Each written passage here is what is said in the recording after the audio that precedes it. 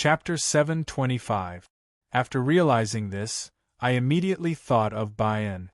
This must have been arranged by her, just like when she had given me the first volume of the Death Scripture. Although she hadn't personally given me the second volume, she had already prepared it for me. With a smile, I didn't explain much to Lu Ruxu and walked over, extending my hand to take the wooden box. Seeing my actions, Lu Ruxu was startled before becoming angry. He frowned at me and said, "I've already told you about the dangers. Why didn't you listen to my advice? Could it be that you thought I was deceiving you?" After saying that, he swung his sleeves and coldly snorted before saying, "That's good too. I'll have someone to accompany me in the Green Lantern Ancient Scroll." He was genuinely worried about my safety, so I didn't get angry. I just chuckled and took out the wooden box containing the first volume of the Death Scripture from Xiang Lu's leather pouch. I said to Lu Ruxu, "Brother Lu, please take a look at this." He had already turned his head to the side, but after hearing my words, he didn't get angry and turned his head back. When he saw the two wooden boxes in my hands, his expression greatly changed. He took 2 steps back and pointed at me with a face full of disbelief. You, after stammering for a long time, he was so shocked that he couldn't say a word. I smiled again and embarrassedly rubbed my nose. "Brother Lu, it seems that I'm that person." Lu Ruxu's face was still filled with shock. She stood in the distance and stared at me without moving. I felt strange, and was about to speak when he quickly walked towards me. When he was in front of me, he didn't say anything and instead knelt down. I was momentarily shocked and hastily jumped to the side. I asked in astonishment, "Brother Lu, why are you doing this?" At this moment, Lu Ruxu had a bitter smile on his face. He shook his head and said to me, "Show?" "No, master, that year I schemed for the ancient scroll in the wooden box. After my body died, my young spirit was reborn and I recognized this ancient scroll as my master. Now that master has taken the ancient scroll, Lu Ruxu is naturally master's servant and is willing to follow by your side." His words surprised me again. Although I don't have much friendship with him, I am indebted to Wuyue. No matter what, I can't take Lu Ruxu as a servant. If I wait for Wuyue to wake up, how will she deal with herself? Thinking about that, I immediately waved my hand and said, "Brother Lu, you don't have to be like this. What happened between you and the ancient scroll has nothing to do with you and me. I'm good friends with Senior Wuyue, so Brother Lu is naturally my friend. Don't mention what happened just now." Lu Ruxu bitterly smiled and shook her head again. Back then, I was confused by this ancient scroll and lost my mind. It was my fate to suffer this tribulation. Now, all I have left is a remnant soul, and I am borrowing the power of this ancient scroll to live on. I will never be able to leave this ancient scroll, and my mind has long since become its slave. Master, even if you don't want to call me master and slave, I have no other choice. Borrowing the power of this ancient scroll to survive? Unable to leave for the rest of my life? The Death Scripture scroll itself actually had such an effect? Although I hadn't opened the box to look at the second volume of the Death Scripture, I had read through the first volume countless times since I was young. However, I had never sensed any power contained within it. Just as I was pondering, a rumbling sound came from outside the cave. My heart tightened as I remembered that the fatty was still obstructing Lu Zhenyang and the people from Mount Longhu. I couldn't stay here and be entangled with Lu Ruxu for too long. Thus, I nodded and said, "Since Brother Lu is bound by this ancient scroll, let's study it together later and see if there's any way to break free." Lu Ruxu wanted to say something more, but I waved my hand and interrupted her. Then, I extended my hand and opened the wooden box containing the second volume of the Death Scripture. Seeing me open the box, Lu Ruxu immediately shut her mouth and kept quiet out of fear. It seemed that she was truly intimidated by the second volume of the Death Scripture and was willing to become a servant. In my original imagination, the second volume of the Death Scripture should be the same as the first volume, a piece of cloth with words written on it. However, after opening the wooden box, I realized that I was completely wrong. There was no cloth, paper, or even any words in the wooden box. There was only a fist-sized bronze oil lamp. Looking at the small oil lamp, I was completely dumbfounded. Where was the second volume of the Death Scripture? Lu Ruxu had also said that the wooden box contained an ancient scroll, but where was the ancient scroll? What the hell was this oil lamp? While I was dumbfounded, Lu Ruxu's heart was palpitating. She retreated far away from me and lowered her head, not daring to look at the oil lamp. After being absent-minded for a long time, I asked Lu Ruxu, "You said that the wooden box contained an ancient scroll, but why is there only one oil lamp?" Hearing my words, Lu Ruxu raised her head and glanced at me. However, she didn't look at the oil lamp. Instead, she glanced at me as if doubting my question. She replied, "Master, could it be that you don't know that this oil lamp is an ancient scroll?" "The oil lamp is an ancient scroll?" I didn't understand what she meant and asked, "How can an oil lamp be an ancient scroll?" Lu Ruxu continued to look at me, her expression becoming increasingly strange. "Master, you really don't know?" This time, I didn't ask further and only nodded. Lu Ruxu's expression became one of not knowing whether to laugh or cry. She sighed and said, "Master, you don't even know this. How can an ancient scroll—" He didn't finish his sentence, but it was clear that he didn't even know this. It was unbelievable that I was the person the ancient scroll was waiting for. After sighing, Lu Ruxu sternly said, "This bronze oil lamp is an ancient divine item. It contains an extremely powerful divine power. If Master wants to read the ancient scroll, you only need to light it up." Light it up? I didn't understand what she meant. I looked at the simple and old oil lamp in my hand, and found that there was no oil inside. The lamp was completely dry and didn't look like it could be used at all. Seeing my actions, Lu Ruxu couldn't help but bitterly smile. She continued to explain, "When I said to light it up, I naturally didn't mean to use a flint to light it. What I meant was that Master only needs to infuse his true essence into it and the ancient lamp will naturally light up." After she said that, I quickly understood. Since this bronze oil lamp was an ancient divine item, it naturally wouldn't be the same as a normal lamp. I was wrong. I smiled awkwardly and directly infused my shaman true essence into the bronze lamp. Although the Death Scripture didn't mention the difference between Qi and shaman Qi, regardless of whether it was Chio's tomb or the Swan Ni Nangong, they were all related to shaman Qi. From what I could see, this ancient bronze lamp should also be powered by shaman Qi. However, I didn't expect that after infusing it with shaman Qi, it would be like a clay ox entering the sea. I found it strange, and thought back to the 9 provinces cauldron. I guessed that the amount of shaman Qi and true essence I infused was too little. Thus, I took a deep breath and infused all of my shaman Qi and true essence into the lamp. With my current cultivation, my shaman Qi and true essence had already reached a considerable level. Although I had used up a large portion of it in my fight with Lu Zhenyang, I had recovered quite a bit after half a day. However, I didn't expect that even though I had infused almost all of my shaman Qi and true essence into the lamp, there would still be no reaction. I began to feel strange. No matter how magical this bronze lamp was and how much shaman Qi it required, even if my shaman Qi and true essence didn't meet the requirements, there should at least be some reaction. Why wasn't there any life? I asked Lu Ruxu, but she shook her head and said that she only knew some things because her yang spirit had been reborn through this bronze lamp. She had never used this bronze lamp before, so she didn't know the specific method. I had no choice but to stop infusing the last bit of shaman Qi and true essence and try to use my Taoist Qi. In the fight just now, my Taoist Qi and true essence had been consumed even more, but with the true dragon's vein in the jade bracelet, I had recovered quite a bit.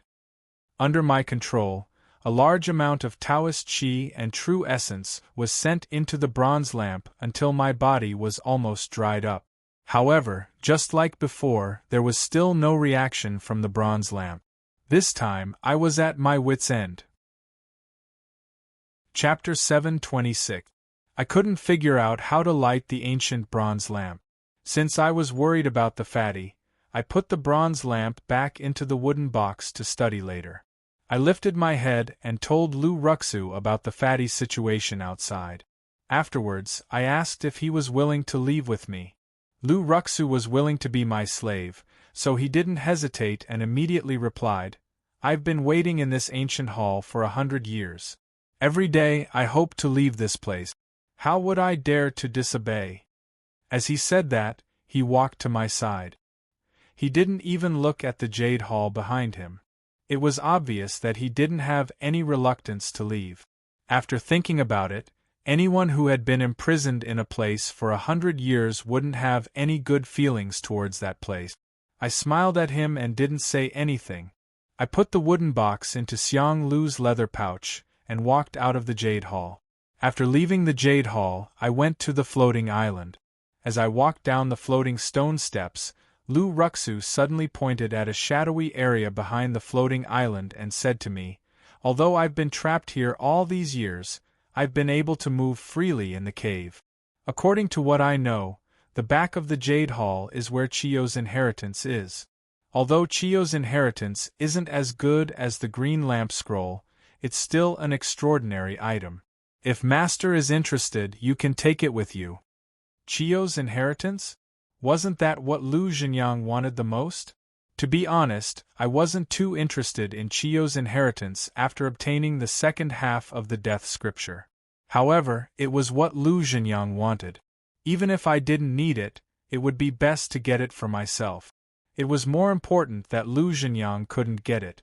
Although I thought that, time didn't allow me to do so. The fatty was still at the foot of the mountain.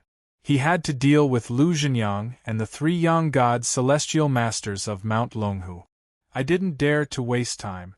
Thus, I shook my head at Lu Ruxu. Just as I was about to speak, I heard a loud rumble from the entrance of the cave.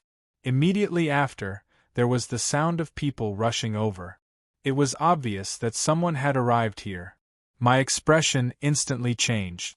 It was definitely Lu Zhenyang and the people from Mount Longhu that broke the fatty's formation. Did something happen to the fatty? I was so anxious that I hated that I couldn't rush out to check on the fatty. However, there was only one way out of this cave. Before I could take action, several shadows appeared inside the cave. I looked up and saw that they were the 3 young gods celestial masters of Mount Longhu. However, the strange thing was that Lu Zhenyang didn't appear. At that moment, the 3 heavenly masters from Dragon Tiger Mountain were in a sorry state. They were covered in wounds and their clothes were tattered. It was obvious that they had suffered a lot in Fatty's 10-terminal formation. When they arrived, they were immediately attracted by the floating island's Jade Hall. 3 pairs of eyes widened. After looking around, they came back to their senses and focused their gazes on us. I thought that he would ask me a question, but unexpectedly, when their gazes shifted to me, Li Chuanxiu cried out involuntarily to Lu Ruxu, who was next to me. "Daozi?" As soon as he said that, the incumbent Taoist quickly reacted. His expression darkened, and he ignored Li Chuanxiu. Instead, he asked Lu Ruxu, "Are you the sinner who betrayed Dragon Tiger Mountain and escaped?" "Betrayal? Hee, I can't bear such a heavy crime. What I did back then was to survive. I took my wife far away from home." Lu Ruxu's gaze immediately focused on the 3 people from Dragon Tiger Mountain. When she looked at Li Chuanxiu, she had a complicated expression. However, she didn't speak and only replied to Daozi. Hearing his reply, Daozi's expression instantly darkened, and he shouted angrily, flowery words. "It doesn't matter whether you admit to this crime or not. It's fine as long as you show up. Before I came, the Heavenly Masters told me that you've already seen the contents of the Heavenly Book. If we can't successfully retrieve the Heavenly Book, it'll be the same if we bring you back." After saying that, he smiled sinisterly. Lu Ruxu looked at him indifferently with a hint of mockery in the corner of her mouth. Bring me back. With just you? That's right, with just me. Daozi sneered and nodded. He took out a jade token from his pocket and said, Lu Ruxu, do you remember what this is? The surface of this jade token was moist and engraved with complicated patterns. Although I've never seen this thing before, seeing Daozi's fearless expression, I instantly guessed that this jade token must be extraordinary to Lu Ruxu. It's very likely that it's something that can restrain him. Sure enough, when Lu Ruxu saw this jade token, her expression immediately changed. She frowned and said, Soul token? Daozi laughed again, and his words were filled with infinite mockery. Every Taoist of Dragon Tiger Mountain has a soul token left in the Celestial Master's mansion. When you escaped from Dragon Tiger Mountain, you deliberately went to the Celestial Master's mansion to destroy the soul token. You're quite meticulous.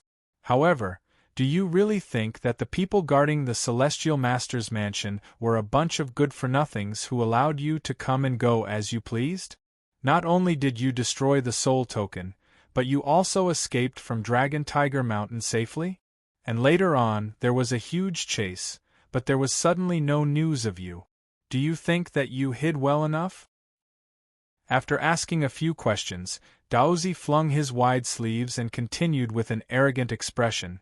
The reason why you and the Guqin spirit survived until today is because the Celestial Master had already predicted today's ending and deliberately did it.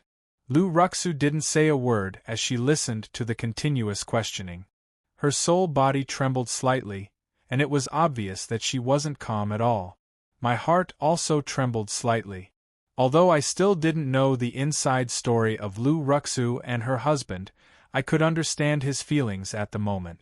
The two of them struggled hard, but in the end they realized that they had stepped into a trap set up by someone else.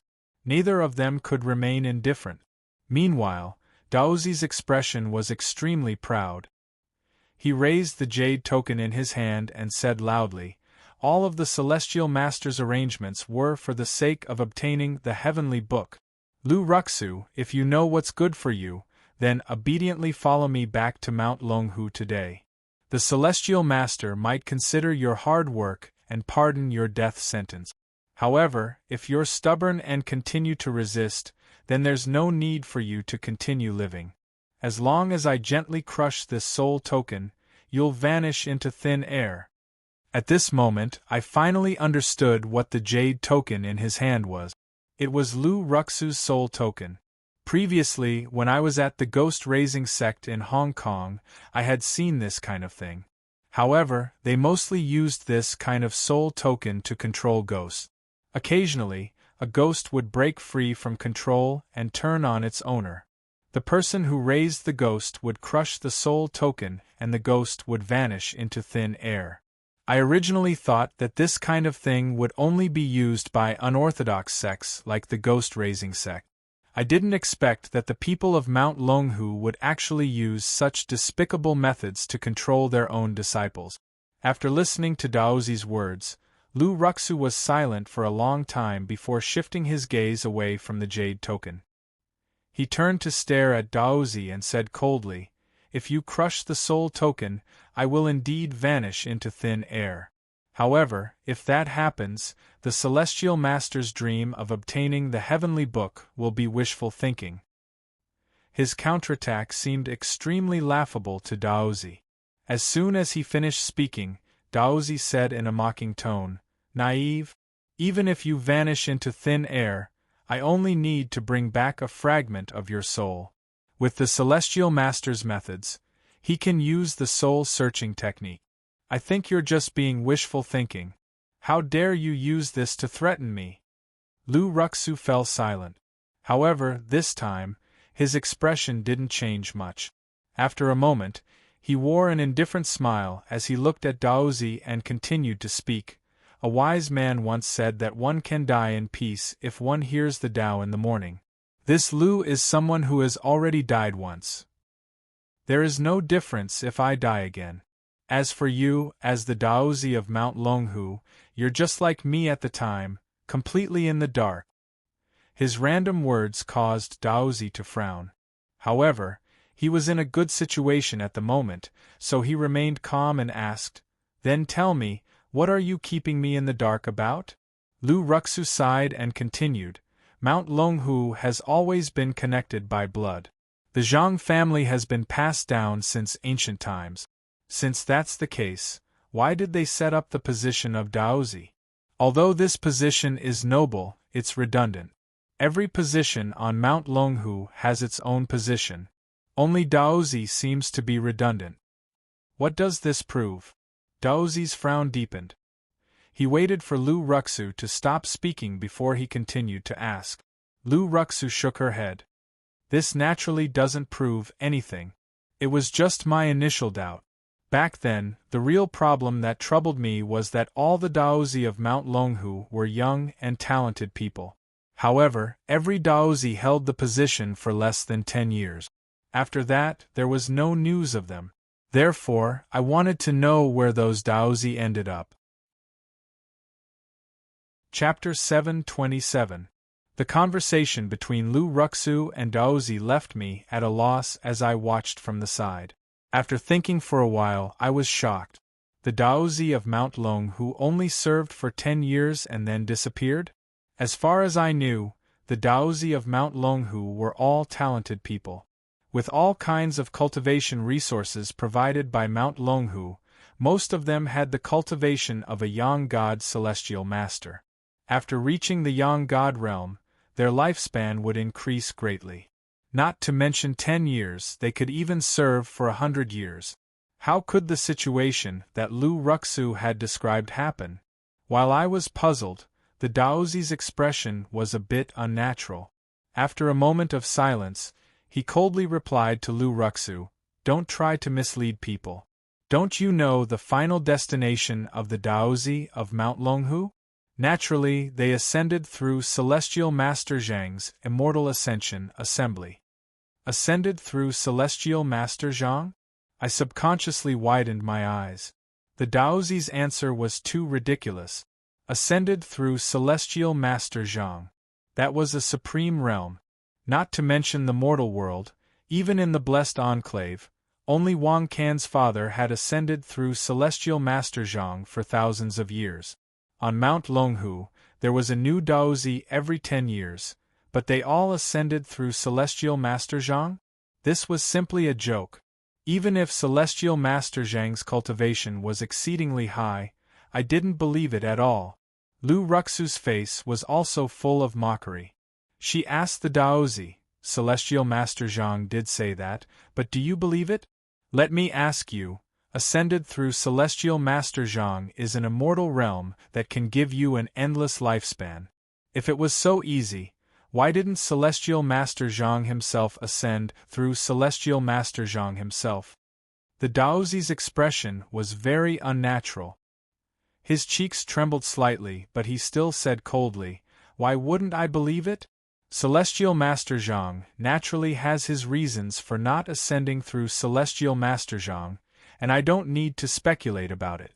As for you, before I came, the Celestial Master had already told me that you were cunning and treacherous.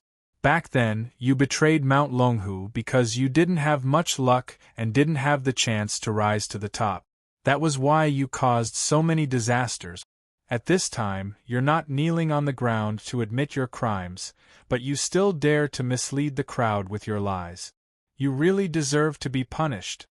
Lu Ruxu was slightly taken aback by his words, but she quickly continued, "Then didn't Celestial Master Zhang tell you that you are a person of great fortune? As long as you handle this matter well, when you return, he will definitely hold an Immortal Ascension Assembly for you and help you ascend?" After saying this, Daoist Child's face suddenly trembled, and he stared at Lu Ruxu for a long time before he nodded and said, "That's right, the Heavenly Master did promise me, unlike you. As a sinner of Mount Longhu, you can only struggle in the mortal world forever. No, now you don't even have the chance to struggle in the mortal world, you can only suffer in the 9 underworlds." After saying this, Daoist Child seemed to be unwilling to talk to Lu Ruxu anymore, and he said sternly, don't talk any more nonsense. I'll give you the choice just now. Go back with me obediently, or your soul will scatter. I'll give you one last chance. Lu Ruxu looked at Dao's child with a bit of pity in her eyes, and she sighed. Sure enough, it's exactly the same as what you said to me back then. After so many years, Celestial Master Zhang is really a conservative person. Lu Ruxu shook her head, and the ridicule on her face became even stronger. Her voice became a bit louder and she continued, the old freak has always used this set of words to deceive so many people. *T Immortal Ascension Assembly. It's just a trick used by the old freak to lure you to your death in order to survive. For no reason, he gave you a status that was second to only one person, gave you a divine weapon to use, gave you cultivation resources to squander, and finally held an Immortal Ascension Assembly for you. What do you think Mount Longhu is? The government's relief center? These words were like the last straw that broke the camel's back. Not only Dao's child, but even Li Chuanxiu and Lu Ruxu's expressions became extremely ugly. It was very obvious that they had heard something illogical from her words. I was also incomparably shocked. Lu Ruxu's words seemed to involve some secret of Celestial Master Zhang. Although he didn't explain the specifics, the hidden information was bound to be extremely shocking. This time, Dao's child's mouth moved, but in the end, he didn't know what to say to refute. He simply flew into a rage out of humiliation and loudly scolded, "Nonsense!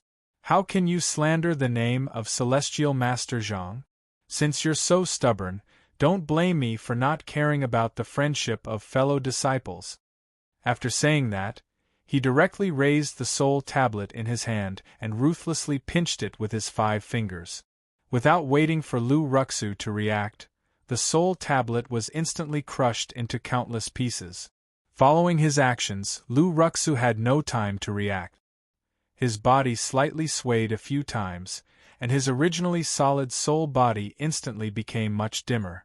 However, he still stood there, calmly looking at Dao's child. His body didn't move at all. At first, I was startled and prepared to rush forward to help Lu Ruxu. However, Dao's child's movements were too fast, and I didn't have time to react. However, after the soul tablet shattered, I looked at Lu Ruxu and found that something was strange. Apart from his body becoming a bit dimmer, he didn't have any other reaction, let alone his soul being destroyed. I couldn't even see a trace of pain on his face. I was astonished, and the expressions of the 3 celestial masters of Mount Longhu greatly changed. They stared at Lu Ruxu as if they had seen a ghost. After a while, Dao's child asked in bewilderment, "The soul tablet has shattered. Why aren't you dead?" Lu Ruxu's expression was a bit complicated. He turned his head and looked at me before smiling bitterly. "There is indeed a remnant of my soul on the soul tablet. With the power of the formation, my soul will naturally be destroyed. However, after I died 100 years ago, my soul was no longer my own. Even if I wanted to destroy my soul, I wouldn't be able to do it, much less if you were holding onto the soul tablet." There was an indescribable sadness in his voice. Perhaps the 3 celestial masters of Mount Longhu didn't understand, but I instantly understood. He seemed to be saying that his soul was now completely attached to the copper lamp, and he couldn't even commit suicide. The soul tablet that Mount Longhu had left behind was naturally even more useless. At most, it would only make his soul body slightly dimmer. Without the threat of the soul tablet, the 3 celestial masters of Mount Longhu still had the upper hand. Dao's child waved his sleeve and coldly said, "Since you can't do it, let me help you." After saying that, he charged forward, followed closely by Li Chuanxiu and the other celestial masters. I instinctively wanted to charge forward, but I immediately reacted. With my strength, I wouldn't be able to attack the 3 celestial masters in time, and I would be completely suppressed. Just as I was hesitating, Lu Ruxu charged forward. With a sweep of his hands, a violent gale instantly appeared in the cave, rushing towards the 3 celestial masters of Mount Longhu. In terms of aura alone, he wasn't at a disadvantage at all. According to what Wuyue had told me, when Lu Ruxu left Mount Longhu, he was already at the Yang God Celestial Master realm. Although he had experienced many changes, his cultivation hadn't fallen. After 100 years, his cultivation naturally wasn't below that of the 3 celestial masters of Mount Longhu. It was normal for him to be able to do this. Since there were already people in front of me, I naturally didn't need to send myself to death. Thus, I carefully hid in a corner and watched quietly.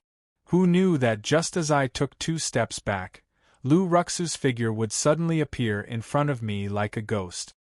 He quickly said to me, "I've already stopped the 3 of them. Get out of here first. Later, I'll activate the mechanism here and bury them here. Then, I'll meet up with you." After saying that, he didn't even wait for my reply.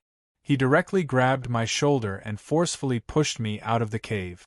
Originally, I wasn't far from the exit of the cave. After being pushed by him, I felt a strong force pushing my body to the entrance of the cave. I turned my head to look behind me.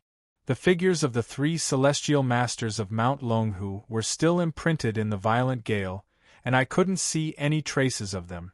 Only then did I feel slightly relieved. I lifted my feet and walked outside. Ever since I had obtained the copper lamp, I had wanted to come out and check on the fatty's situation. Now that I had finally escaped, Lu Rux's matter behind me wasn't important right now. I should first check on the fatty's situation. Chapter 728. I hurriedly walked out of the cave. I was extremely worried about the fatty. Just now, he had trapped Lu Zhenyang and the 3 celestial masters from Longhu Mountain in the 10-terminal formation. Although Lu Zhenyang was nowhere to be found, the 3 celestial masters from Longhu Mountain had all appeared. It was hard to imagine what Fatty's situation was like. With these worries in mind, I moved quickly. After leaving the cave, I rushed to the place where the Fatty had set up the 10-terminal formation. At first glance, I was stunned. The bronze giants were still standing around. The Fatty was sitting cross-legged on the head of one of them. His body was swaying, and I didn't know what he was doing. Seeing that the Fatty was fine, I heaved a sigh of relief.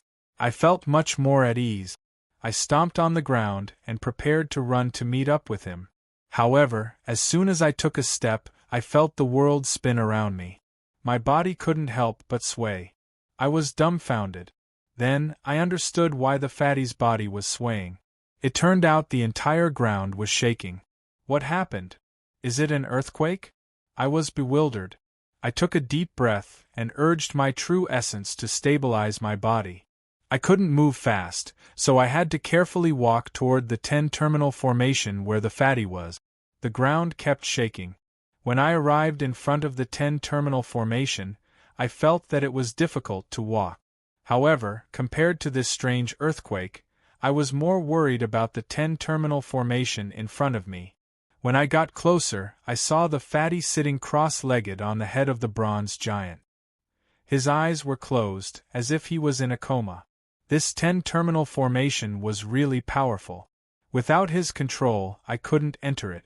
Fortunately, the fat man wasn't unconscious like I had imagined. I stood outside the formation and shouted. The fat man opened his eyes. When he saw me, he pointed his left hand at me. The bronze statues in front of me moved to the left and right, creating a path. Since the ground was still shaking, the giants were also shaking. From time to time, they bumped into each other, creating ear-piercing noises. It looked as if they could fall at any moment. I had a bad premonition. This strange shaking seemed to be disadvantageous to the Fatty's 10-terminal formation. His formation was mainly attached to these bronze statues. If these bronze statues collapsed, the 10-terminal formation would collapse on its own. With that in mind, I exerted force on my feet and dashed into the 10-terminal formation through the gap the bronze statue had created. The interior of the formation was completely under the Fatty's control. Just as I entered, I felt a buoyancy surge up from beneath me, carrying me upwards. In an instant, I went from the feet of the bronze giants to the top of their heads, and landed on the shoulder of the giant next to the fatty. Just as he steadied himself, Fatty's voice rang out. "Third baby, what's the situation in the cave? Just now I really couldn't stop them from escaping. Did you bump into them?" Fatty's voice was filled with guilt and concern. However, due to the constant shaking of the bronze giants, his voice was intermittent. I had to repeat myself twice before I understood. I shook my head and briefly explained the situation in the cave to the fatty. Although I hadn't explicitly told the fatty about the second volume of the Death Scripture, the fatty knew that I had my own plans for this trip. Now that he heard that I had gotten what I wanted, his face lit up, and he hurriedly told me about the situation here. After I had left, Lu Zhenyang and the 3 heavenly masters of Mount Longhu had been trapped in the 10-terminal formation. Although their cultivation bases were high and they had resisted with all their might, the 10-terminal formation borrowed the power of the bronze giants and the Chiyu divine power that naturally existed in the Chiyu tomb. Lu Zhenyang and the 3 heavenly masters of Mount Longhu couldn't gain any advantage. They had resisted with all their might, but to no avail. Because of this, I could slowly search for the second volume of the Death Scripture in the cave. The fatty had bought me enough time. However, good times didn't last long. Lu Zhenyang and the 3 heavenly masters of Mount Longhu had been fighting on their own. However, after being trapped for a while, Lu Zhenyang took the initiative to find the 3 heavenly masters of Mount Longhu. After the 4 of them had a secret meeting, Lu Zhenyang sat cross-legged on the ground and closed his eyes, as if he was activating some kind of technique. Their every move in the 10-terminal formation couldn't escape the fatty's eyes. Therefore, although the fatty didn't know what Lu Zhenyang wanted to do, he was cautious and immediately activated the formation in an attempt to interrupt Lu Zhenyang's movements. Of course, his idea was correct. However, after the power of the formation attacked, the 3 heavenly masters of Mount Longhu surrounded Lu Zhenyang and helped him block the power of the formation. Seeing this, the fatty understood that Lu Zhenyang was activating some kind of technique that could change the situation. That was why the 3 heavenly masters of Mount Longhu were protecting him. Therefore, the fatty became nervous.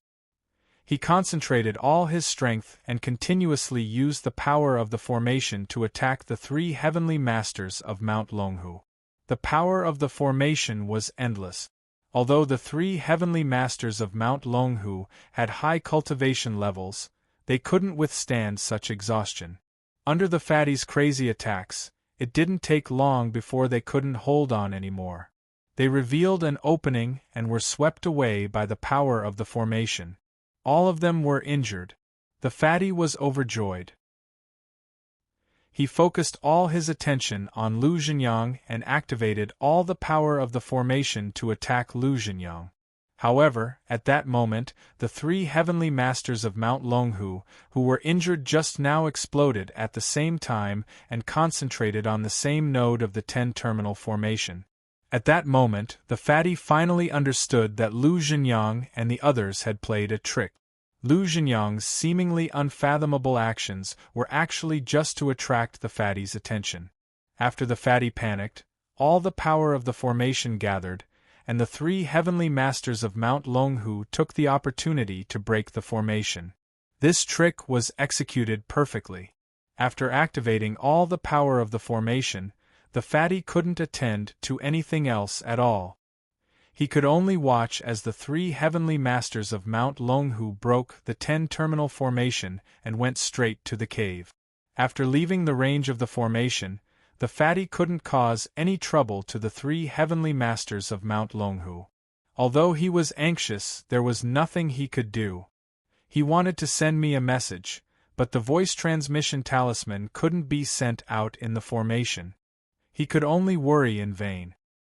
He finally felt relieved when he saw me. As for Lu Zhenyang, after the 3 heavenly masters of Mount Longhu left, the fatty vented his anger on Lu Zhenyang. However, he didn't expect that Lu Zhenyang wasn't just a bait. He was indeed activating some kind of power, and it was only after the 3 heavenly masters of Mount Longhu left that he revealed it completely. At that moment the earth was shaking like an earthquake. It was caused by Lu Zhenyang. The fatty wanted to activate the power of the formation to stop it, but the tremors made the bronze giant inside the 10-terminal formation unstable and unable to use its power. Moreover, Lu Zhenyang had a blood-red barrier protecting him, so he couldn't do anything to him. After listening to the fatty's explanation, I finally understood what had happened. I became silent and began to think of a countermeasure. Judging from the current situation, I had already obtained the second half of the death scripture. Leaving this place as soon as possible was the best option. Moreover, Lu Zhenyang couldn't move, and the 3 heavenly masters of Mount Longhu were being held back by Lu Ruxu. It was a good opportunity to escape. However, I hesitated for a long time as I recalled my promise to Wuyue. I couldn't act so decisively. After thinking for a long time, I said to the fatty, "Wuyue's husband's soul is in the cave. He's currently holding back the 3 heavenly masters of Mount Longhu so that I can escape." Before leaving, he told me that he's trying to use the mechanism in the cave to trap the 3 heavenly masters of Mount Longhu inside. If he succeeds, the 3 of us will meet up and quickly leave this place. As for now, we'll deal with Lu Zhenyang while we wait. What do you think? Fatty nodded. That's settled then. However, I have a bad feeling about Lu Zhenyang's side. Let's not talk about anything else. Just this vibration alone has almost destroyed the power of the formation. After he finishes activating it, I feel that with the strength of the 2 of us, we won't be able to contend against him.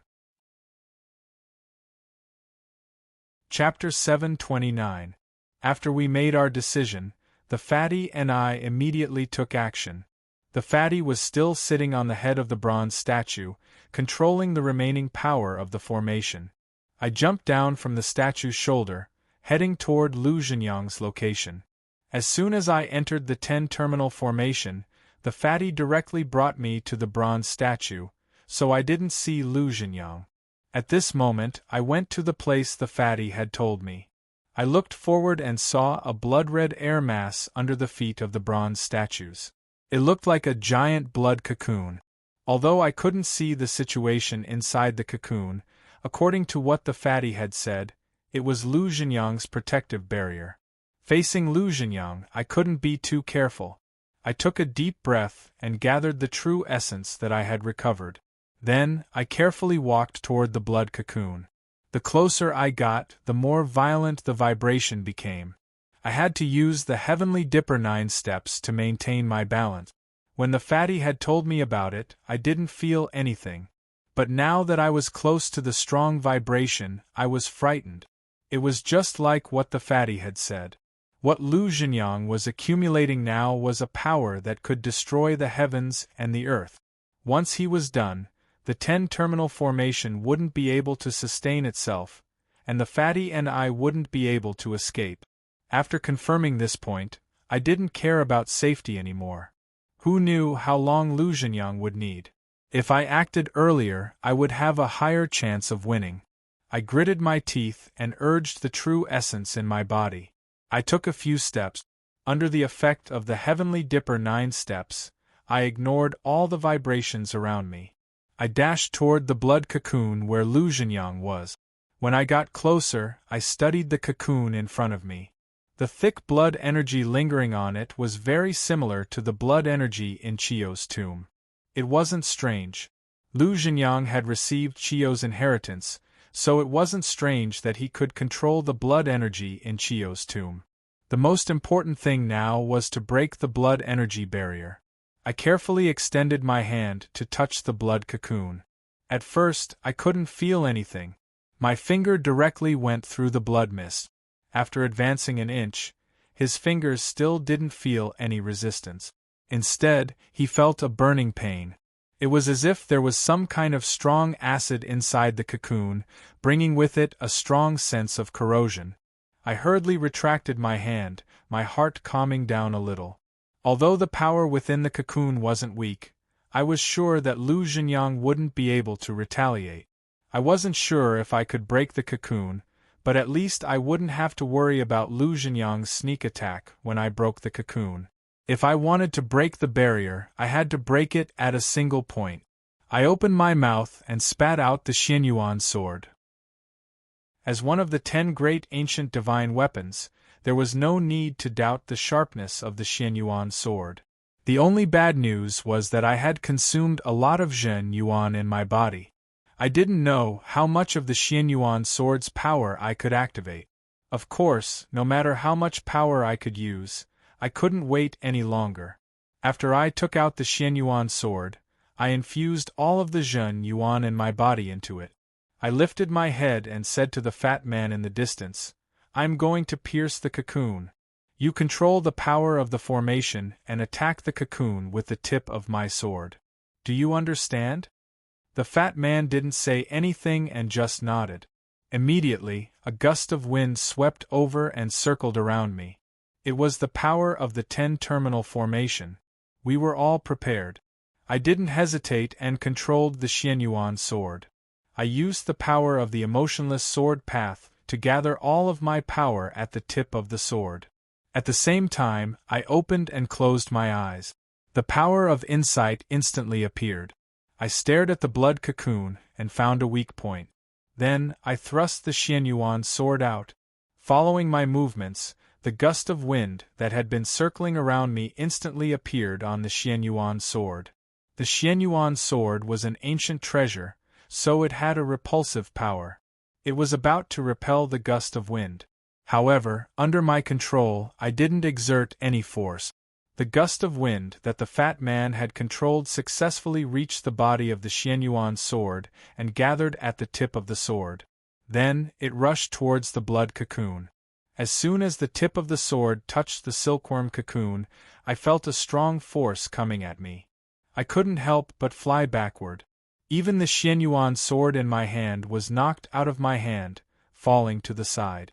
After I landed, I heard a loud explosion coming from the silkworm cocoon. At the same time, I couldn't help but spit out a mouthful of blood. Had the barrier been broken? I had doubts in my heart. I didn't care about my internal injuries and crawled up from the ground. I lifted my head to look at the cocoon. It was still shrouded in a bloody mist. Even the place where the tip of the sword had touched didn't look any different from before. The only difference was that the tremors in the surroundings had lessened significantly. It was clear that the sword strike that was infused with the power of the 10-terminal formation had successfully disrupted Lu Zhenyang's concentration, even though it had failed to break through the crimson cocoon. Lu Zhenyang was unable to focus on activating this unknown technique. The result wasn't too bad. However, the problem was that I had used up all of the true essence in my body. I didn't know how the fat man was doing. I took a deep breath to suppress the injuries in my body. Then, I turned to ask the fat man about his current situation. The fat man told me that he had used all of the remaining power of the 10-terminal formation in that attack. Now, he needed time to accumulate enough power. My situation was similar. I had used up all of my true essence. I also needed time to replenish the true dragon chi in the jade bracelet. I quickly analyzed the situation and said to the fat man, "From now on, we'll quickly recover our strength. We'll attack again in half an hour. What do you think?" The fat man nodded and closed his eyes. He made complicated hand seals to control all the bronze statues in the 10-terminal formation, making them sit cross-legged on the ground. White mist rose from the top of their heads and gathered in the fat man's hands. I didn't have time to think about how magical the 10-terminal formation was. I quickly sat cross-legged on the ground and took out the jade bracelet. The remaining wisp of true essence in my body moved rapidly to absorb the true dragon vein in the jade bracelet. It entered the vein of the heaven vein and turned into true essence. Although the situation was urgent, I still set a time limit of 1 hour. It wasn't because I wasn't worried that Lu Zhenyang would wake up earlier. It was because the previous attack had made me realize that if the fat man and I weren't fully prepared, our next attack wouldn't be powerful enough. Our efforts would be in vain. If that was the case, it would be better for us to gather all of our powers and do our best. If we still couldn't break Lu Zhenyang's barrier, the only option left was to escape. Of course, even though I had made such preparations, I still kept a portion of my attention on the cocoon while I was recovering my true essence. If Lu Zhenyang really woke up early, even though I was definitely not his match, I definitely wouldn't just sit there and wait for death. As time passed, the true essence in my body gradually recovered to about half. However, I became increasingly anxious. This was because the vibrations that had previously disappeared had reappeared around the blood-red cocoon where Lu Zhenyang was. Moreover, they were much more violent than before. The bronze statues in the 10-terminal formation couldn't help but sway and collide with each other, creating loud sound. It was obvious that Lu Zhenyang had recovered from the Xianyuan sword's attack and was using that terrifying spell again. I hesitated. Should I stop recovering my true essence and join hands with the fat man to try to break Lu Zhenyang's blood-red barrier again? Or should I follow the original plan and wait for 1 hour for both of our powers to fully recover? If I tried again and still couldn't break the cocoon, Lu Zhenyang definitely wouldn't give me and the fat man a second chance. If I followed the original plan and waited for 1 hour for the fat man and I to fully recover, the chances of breaking the cocoon would increase. However, from the current situation, it was highly possible that Lu Zhenyang would complete his spell and break the 10-terminal formation before then. Just as I couldn't make up my mind, I heard footsteps from afar. I turned my head to look and saw a black figure rapidly running towards us from the sacred mountain. If it wasn't Lu Ruxu, who else could it be? Chapter 730. The reason why the fatty and I stayed here to break Lu Zhenyang's protective barrier was mainly because Lu Ruxu was still in the cave. Wuyue and I had an agreement that we couldn't abandon Lu Ruxu. Otherwise, we would have left long ago. Now that Lu Ruxu was here, it meant that we had no reason to stay here, and we didn't need to think about when to take action. I gathered the true essence that had dissipated from my body and beckoned to the fatty, who was still sitting on the bronze statue, to ask him to come down and meet me. The fatty was still sitting there, anxiously mobilizing the power of the 10-terminal formation. When he saw my action, he didn't react and looked puzzled. I pointed at Lu Ruxu, who was getting closer and closer. The fatty turned to look and understood. He let out a sigh of relief and jumped down from the head of the bronze statue, landing next to me. Lu Ruxu was still halfway up the mountain, so the fatty and I didn't immediately leave the 10-terminal formation. Instead, we stood at the same spot and waited for him to arrive. At that moment, the power of the blood cocoon that Lu Zhenyang was in was increasing. The fatty and I couldn't help but float up and down due to the vibrations. If it wasn't for our high cultivation, we wouldn't have been able to stand here. The fatty turned to look at the blood cocoon and said to me hesitantly, "Third baby, don't you think that this is an opportunity for us?" I didn't understand what he meant and looked at him suspiciously. Fatty continued, "Lu Zhenyang doesn't have the strength to fight back right now. If we can take this opportunity to finish him off, on one hand we can take revenge for you.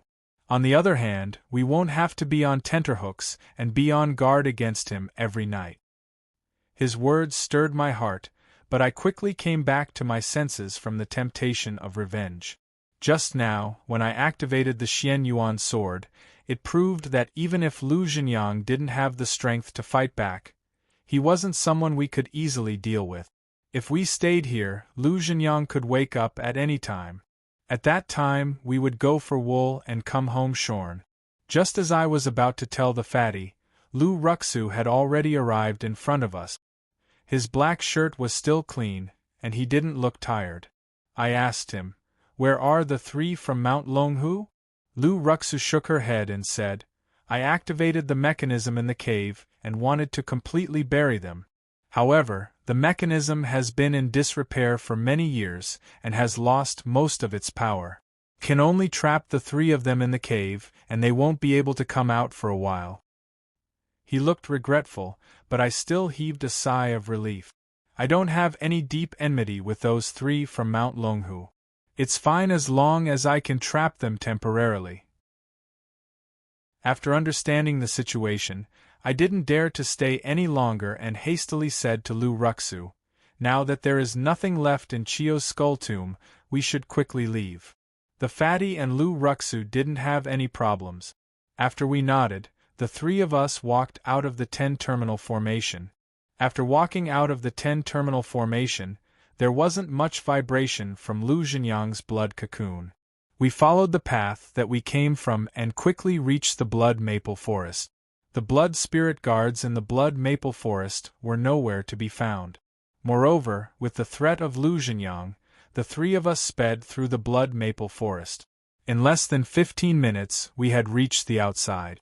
Outside the blood maple forest was the endless darkness that we came from.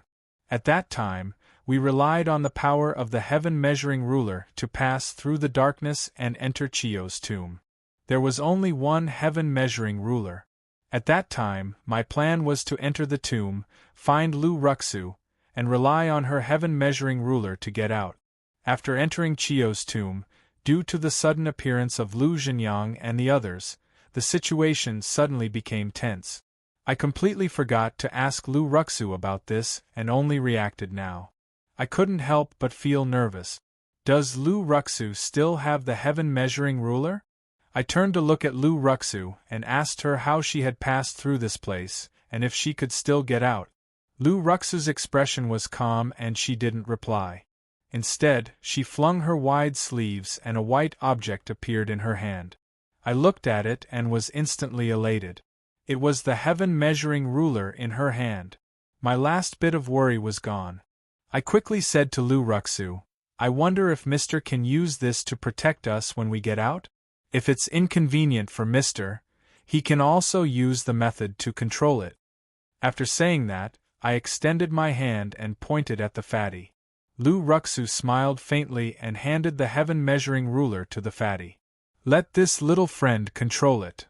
The fatty extended his hand to take the heaven-measuring ruler, but at that moment, the ground under our feet suddenly shook as if there was an earthquake. My first reaction was that the situation on Lu Zhenyang's side had changed. I quickly turned to look behind me, but we were already very far away from the 10-terminal formation and couldn't see what was happening there.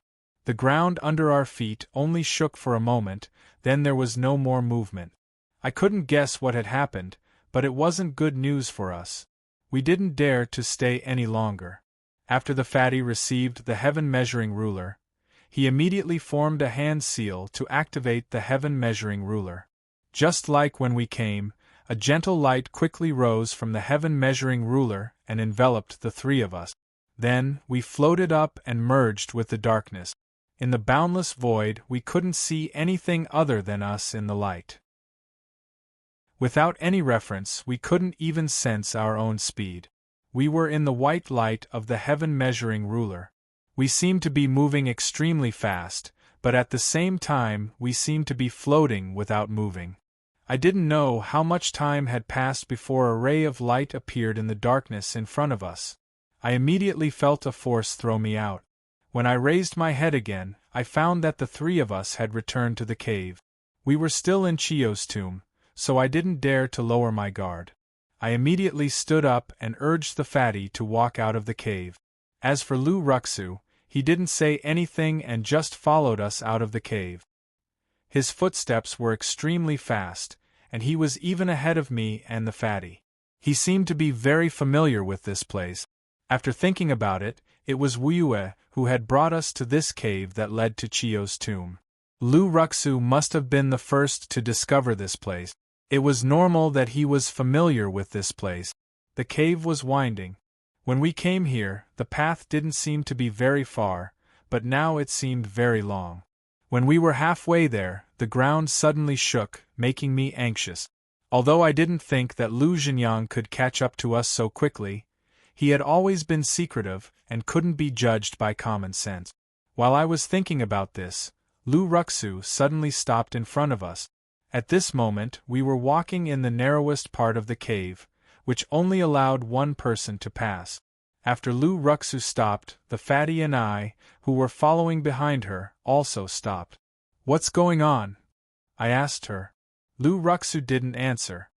His body floated backward. In this narrow space, I didn't know how he managed to get behind me. He was a ghost, so he didn't have a physical body. It was normal for him to disappear behind me. However, what surprised me was that in front of the cave, on the path that we had to pass, there was a floating black flame.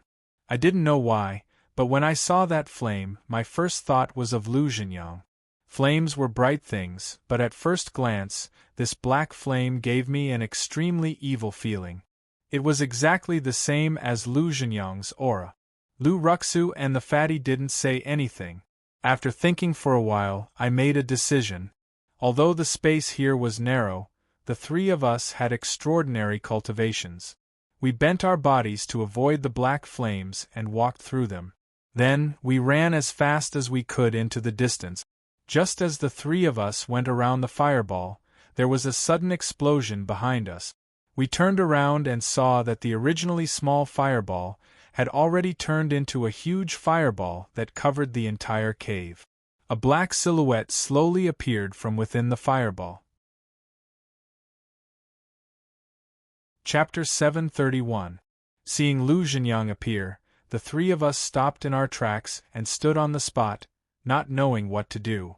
From the Qiyu tomb to here, not to mention the blood maple forest, it was a very long distance to go through the darkness. I thought that Lu Xingyang had been left far behind by us. Who would have thought that he would appear in front of us with the help of the black flame? What should we do now? The fatty and Lu Ruxu focused their gazes on me, obviously waiting for my decision. I remained silent and pondered for a while. Even though Lu Xingyang's figure had appeared, it was obvious from his appearance that he hadn't arrived yet. The black flames surrounding Lu Xingyang's body should be something similar to a teleportation array. His body had used it to travel a long distance to reach here. This process required time and couldn't be accomplished in one go. Thus, we still had the time to destroy the teleportation array to stop Lu Xingyang from arriving. Previously, when Lu Xingyang was preparing his mystical spell in the 10-terminal formation, I had chosen to escape due to Lu Ruxu's arrival. However, after rushing here, I realized that Lu Xingyang was still there. I suspected that if we continued to escape, Lu Xingyang would use this spell to continue chasing us. After pondering for a while, I clenched my teeth.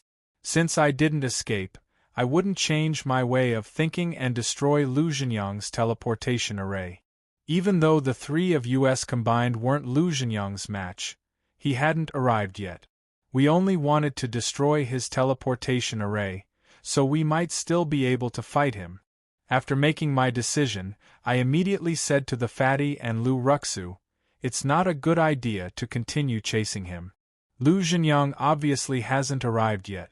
Why don't we try to destroy the black flames? I reckon that Lu Xingyang relied on it to chase us. As long as we destroy it, he shouldn't be able to chase us anymore." The fatty had always followed my lead. After hearing my words, he immediately nodded. Lu Ruxu also didn't have any objections and nodded. I see that there's a strange spatial power in the black flames. It should be the method that Lu surnamed used to pass through here. It would be good to study it. Since the two of us didn't have any objections, we came to an agreement. We turned around and walked towards the black flame. Lu Xingyang's figure was bathed in the black flames. Although he hadn't arrived yet, his shadow reacted when he saw us turn around. He roared at me, "Where's the item? Zhou-yi, where are my things?" Things? His words surprised me. Subconsciously, I thought that he was referring to the second volume of the Death Scripture. But then again, Lu Xingyang had come here for the complete inheritance of Qiyu, not the second volume of the Death Scripture. Thinking about this, I couldn't help but feel puzzled. Logically speaking, Lu Xingyang had sacrificed many things in order to obtain Qiyu's inheritance. He had even given up his ranking on the heavenly grand ritual. So, why didn't he immediately go to the holy mountain to find Chiyo's inheritance after coming out of the 10-terminal formation? Instead, he used this secret technique to chase after me. I had indeed obtained the second volume of the Death Scripture, but I hadn't paid any attention to Chiyo's inheritance along the way. Wasn't Lu Zhenyang neglecting the essentials to chase after me? With this question in mind, I lifted my head and said to Lu Zhenyang's shadow, "You came here for Chiyo's inheritance. I didn't stop you from obtaining it. Why did you come to me for it?" Hearing what I said, even though Lu Zhenyang's face was hidden under the mask, he was still enraged. He said to me sternly, "After I came out of the 10-terminal formation, the cave on the holy mountain was completely destroyed. I couldn't enter it anymore. You were the only one who entered the cave. If I didn't look for you, who else could I look for? You must have stolen the inheritance." His words stunned me. After being stunned for a while, I turned to ask Lu Ruxu softly, "You destroyed the cave?" Lu Ruxu still had an indifferent expression as she nodded. "I activated the mechanism in the cave, so the cave was naturally destroyed."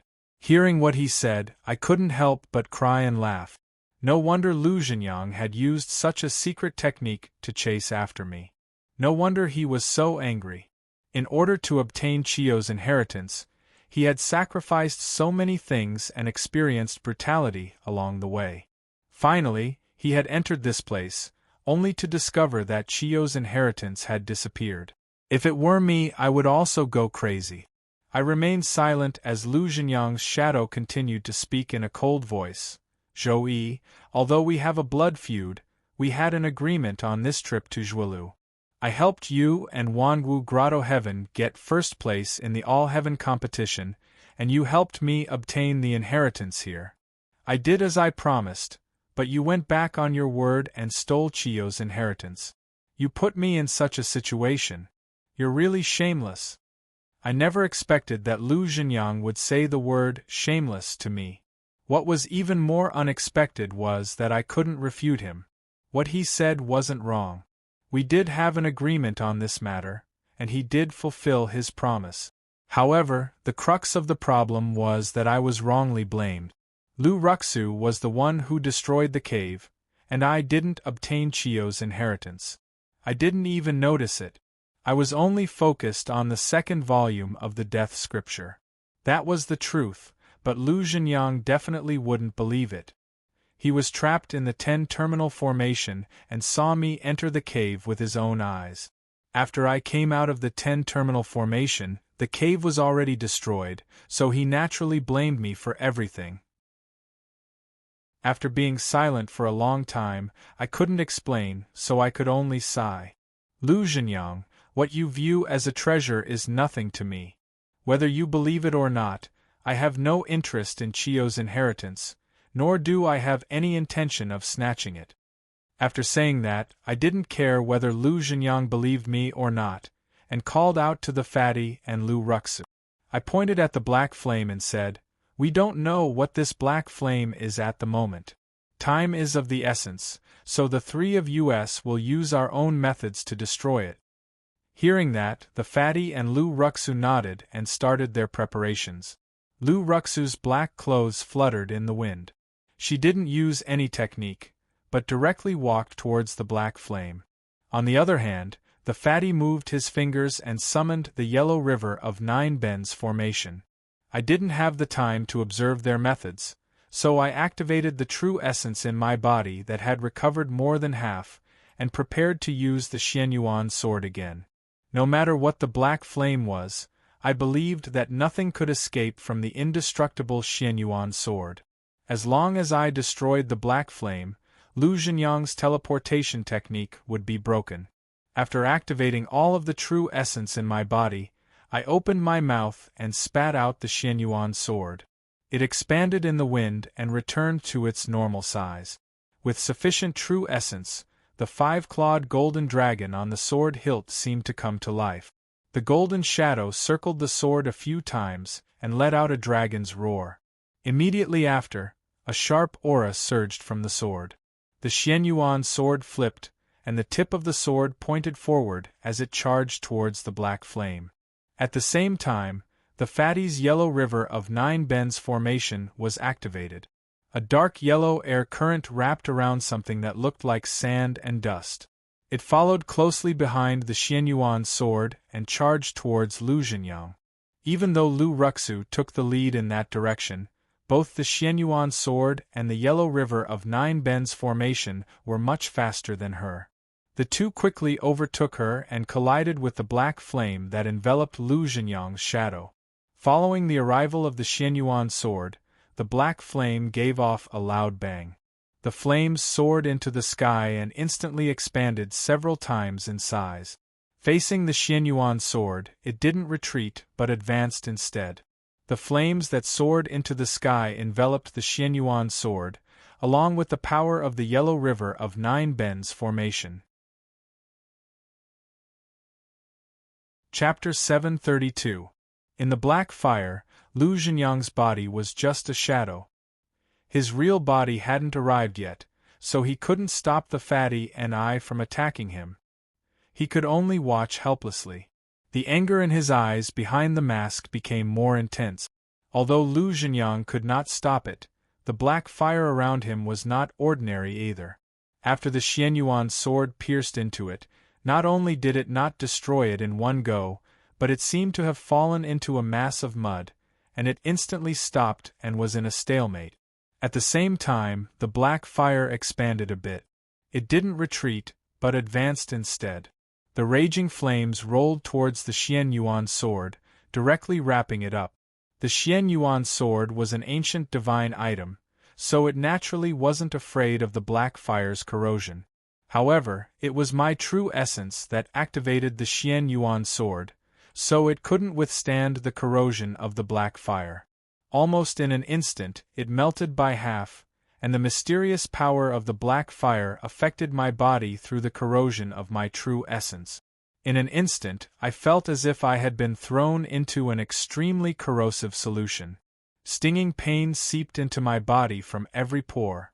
After a while, the black fire completely covered the Xianyuan sword, directly cutting off the connection between me and the Xianyuan sword.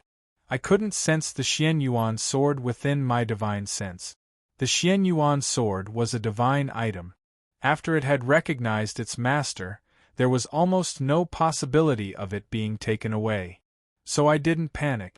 I endured the pain in my body and constantly swept my divine sense, searching for traces of the Xianyuan sword. After a while, the Xianyuan sword reappeared in my divine sense.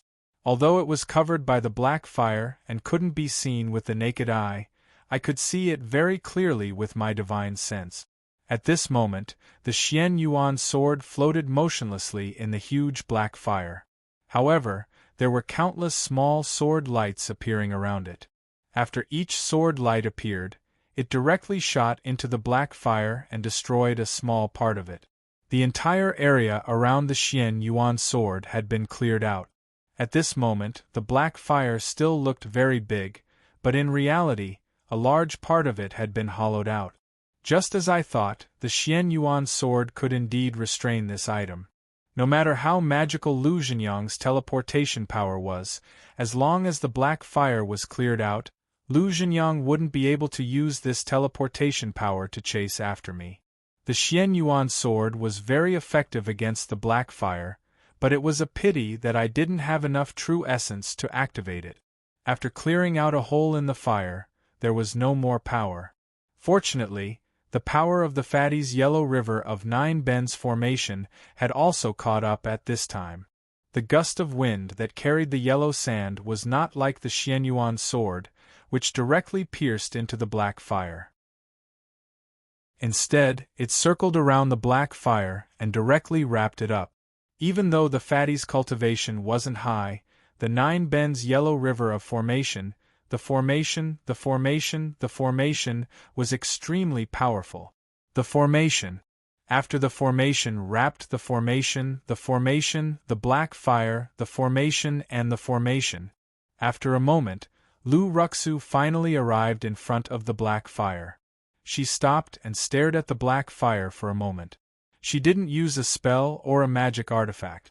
Instead, she reached her hand into the black fire. I still didn't know what the black fire was, nor did I know how dangerous it was. Seeing Lu Ruxu's action, I couldn't help but worry. However, Lu Ruxu didn't seem to care. After he reached his hand into the black fire, he closed his eyes. Soon, I saw the black fire move along his arm and gradually spread up to his body. When I saw this, I instinctively thought that the black fire was attacking Lu Ruxu, just like how it had attacked the Xian Yuan sword. However, I soon found that the situation was different. The black fire spread to Lu Ruxu's arm and became fainter. When it reached his shoulder, it disappeared completely. I then realized that Lu Ruxu was absorbing the black fire. With the Xian Yuan sword, the 9 Yellow River formation, and Lu Ruxu's ability to absorb the black fire, no matter how magical it was, it couldn't endure for long. That was indeed the case. In just a moment, the black fire, which was originally as tall as 2 people, had shrunk to nearly half its original size, and the hole made by the Xian Yuan sword was a bit larger. As long as the external melting came into contact with the hole inside, the black fire would instantly dissipate. I roused my spirit and lifted my head to look at Lu Zhenyang's afterimage. At this moment, his figure was so faint that I couldn't see it anymore. Only his upper body and head were left. His 2 legs couldn't be seen. However, beyond my expectation, the anger in his eyes had disappeared. What replaced it was a playful look. He didn't pay attention to the black fire and just looked at me from a distance. I didn't know why, but when I met his eyes, the excitement in my heart disappeared. What replaced it was a thick sense of anxiety. Before I could understand what was going on, Lu Zhenyang's afterimage moved. He shook his body twice and lifted his feet. He directly walked out of the black fire. I was stunned and then realized that Lu Zhenyang wasn't an afterimage. When the black fire was about to vanish, he finished the teleportation process and appeared in front of us. The situation was originally good, but after Lu Zhenyang took that step, the tables were turned. At this moment, the true essence in my body was used up. The fatty was using all his strength to activate the 9 Yellow River formation to fight against the black fire. Only Lu Ruxu's situation was unknown. Even if his cultivation wasn't used up in terms of power, he couldn't be Lu Zhenyang's opponent. What should I do? I braced myself and didn't use the Xian Yuan sword to deal with the black fire. I waved my hand and retrieved the Xian Yuan sword. After I retrieved the Xian Yuan sword, the remaining true essence on it flowed back into my body. My dantian wasn't dry anymore. However, when my true essence was full, I still wasn't Lu Zhenyang's opponent. How could this weak true essence support me to deal with Lu Zhenyang? Despair surged in my heart, but I still used the remaining true essence and took out the Xian Yuan sword. I took the initiative to attack Lu Zhenyang. Lu Zhenyang looked at me from a distance. It was obvious that he saw through my current state. The playful look in his eyes became thicker. There was even a hint of mockery. Facing the Xian Yuan sword, he didn't take out any magic tools. He just lightly waved his sleeves and a surge of true essence exploded. The Xian Yuan sword turned around and flew back to me. It couldn't even get close to him. After forcing the Xian Yuan sword back, Lu Zhenyang stood in midair and leisurely walked towards me. His steps looked slow, but in reality, he was extremely fast. Almost at the same time that the Xian Yuan sword returned, he appeared in front of me. He looked at me with a pair of cold eyes and said, "You and I have an irreconcilable grudge. This time, I gave up everything in exchange for you to help me. I was naive, but I can't blame you for going back on your word. However, since you went back on your word, you must be prepared to bear the consequences." He didn't ask me about the Qi Yu inheritance. After saying that, he raised his right hand and the Qi Yu battle axe appeared in his hand. Lu Zhenyang coldly looked at me and the Qi Yu battle axe in his hand chopped down. Even if I was at my peak, I wouldn't be able to withstand Lu Zhenyang's furious attack, let alone now. In that instant, countless thoughts flashed through my mind. However, under the absolute suppression of power, I couldn't do anything. I could only watch as the blood-red axe approached me. Just as I was about to close my eyes, my body was suddenly hit. I immediately heard the fatty's voice. "Third baby, get out of the way." Following this voice, before I could react, my body was knocked to the side, while the fatty appeared where I was previously. He didn't make any movements and only lifted his head to stare at the blood-red axe. In his eyes, the sun and moon appeared. Lu Zhenyang didn't know what kind of mystique the fatty was using, but his cultivation was far inferior to Lu Zhenyang's. The Qiyu battle axe wasn't obstructed at all. It still maintained its lightning speed and chopped down at the fatty's head. Just as the blade of the axe was about to touch fatty's body, a mass of grayish-black light suddenly appeared. Then, fatty's figure disappeared, and that mass of grayish-black light replaced fatty's body, fiercely colliding with the Qiyu axe. Chapter 733. Looking at this scene, I was dumbfounded. Although the demon refining gourd wasn't as powerful as the Xianyuan sword, it was still one of the 10 great ancient divine weapons. In comparison, the Qiyu axe was slightly inferior. But who would have thought that the demon refining gourd would shatter under Lu Zhenyang's axe? How was this possible? Besides the demon refining gourd, I was more worried about the fatty's safety. Before Lu Zhenyang had destroyed the demon refining gourd, the fatty's figure had disappeared. He should have entered the demon refining gourd. Perhaps the fatty had sensed that the situation wasn't good and had activated the demon refining gourd's power.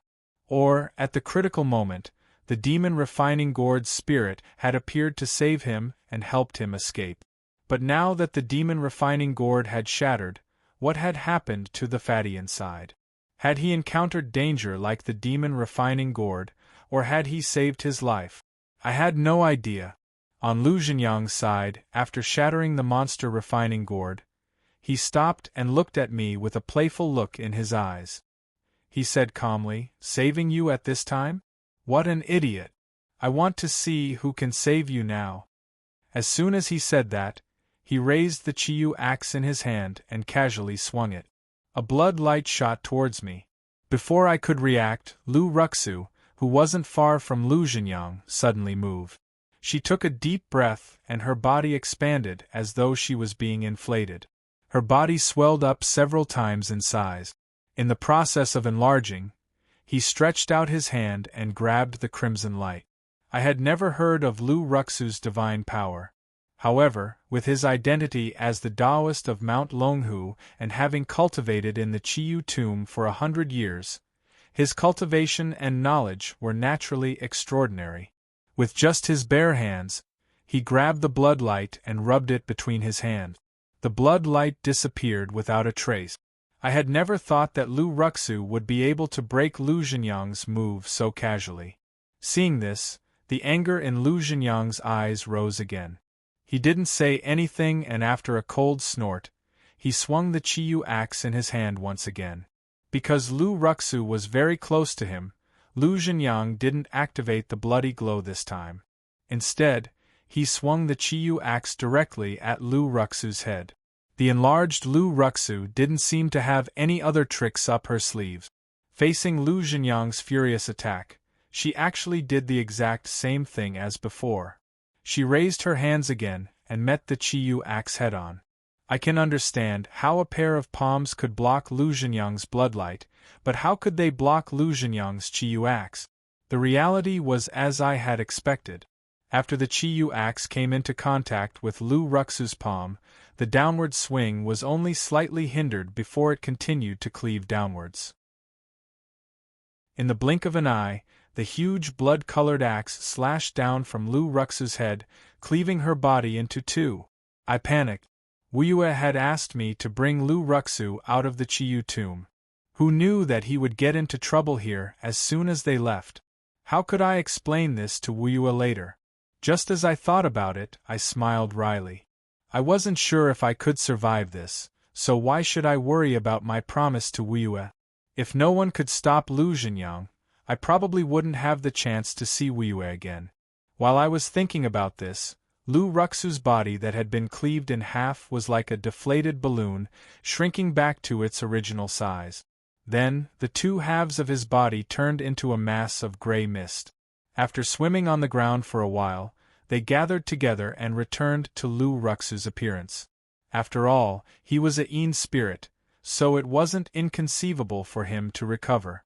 However, after recovering, his body was much fainter than before, leaving behind only a hazy shadow. Not to mention Lu Zhenyang attacking him again, even a gust of wind could blow him away. Lu Zhenyang coldly snorted and moved his gaze away from him. He didn't attack him again, but turned to look at me. It seemed that Lu Ruxu's actions had completely infuriated him. This time, Lu Zhenyang didn't say anything. Instead, he gripped the Qiyu axe and walked towards me. His body was really small, and it looked strange against the huge Qiyu axe in his hand. However, at the same time, his body seemed to weigh 500 kilograms. Every step he took gave off the sound of a giant stomping on the ground. It was so heavy that it felt like he was stepping on my chest. Seeing him get closer, I exhaled. My heart was filled with despair. The fatty and Lu Ruxu couldn't stop him. At this moment I had used up all of my energy. What could I use to stop Lu Zhenyang? The 8 words that the fatty had read for me were still vivid in my mind. Encountering Yang brings danger, encountering Yin brings protection. I didn't know where the second half of the sentence had come true, but the first half was right. In the end, I was forced into this situation by Lu Zhenyang. Encountering Yin brings protection. Until now, I had already met Wu Yu and Lu Ruxu. They both had Yin soul bodies, but where was the so-called encountering Yin brings protection? Who was it going to happen to? While I was thinking about this, Lu Zhenyang had already walked in front of me. He looked at me in silence for a few seconds, as though he was bidding farewell to me. After a few seconds, his arm moved slightly and he slowly raised the Qiyu axe. At this moment, the sound of a war drum suddenly resounded. It was extremely loud, as though it was reverberating in our ears. Every beat made me shiver and my blood boiled. Hearing this sound, Lu Zhenyang and I were stunned. It was the sound of the Jili war drum. Previously, when we had activated Chiyo's inheritance in Chiyo's shoulder mound, it was this war drum that had sounded first. After staying silent for a while, Lu Zhenyang's hoarse and suspicious voice resounded. Chiyo's inheritance? You didn't take Chiyo's inheritance? Of course, I didn't take Chiyo's inheritance, but I didn't expect that we had already walked out of Chiyo's tomb and had started the inheritance. No matter what, at the very least, Lu Zhenyang had stopped attacking me. For this inheritance, Lu Zhenyang had given up too many things. When he heard the sound of the inheritance being activated, how could he care about me? He immediately turned around to look for the source of the war drum's sound. While he was turning his head, I subconsciously wanted to run away. However, Lu Zhenyang was right next to me.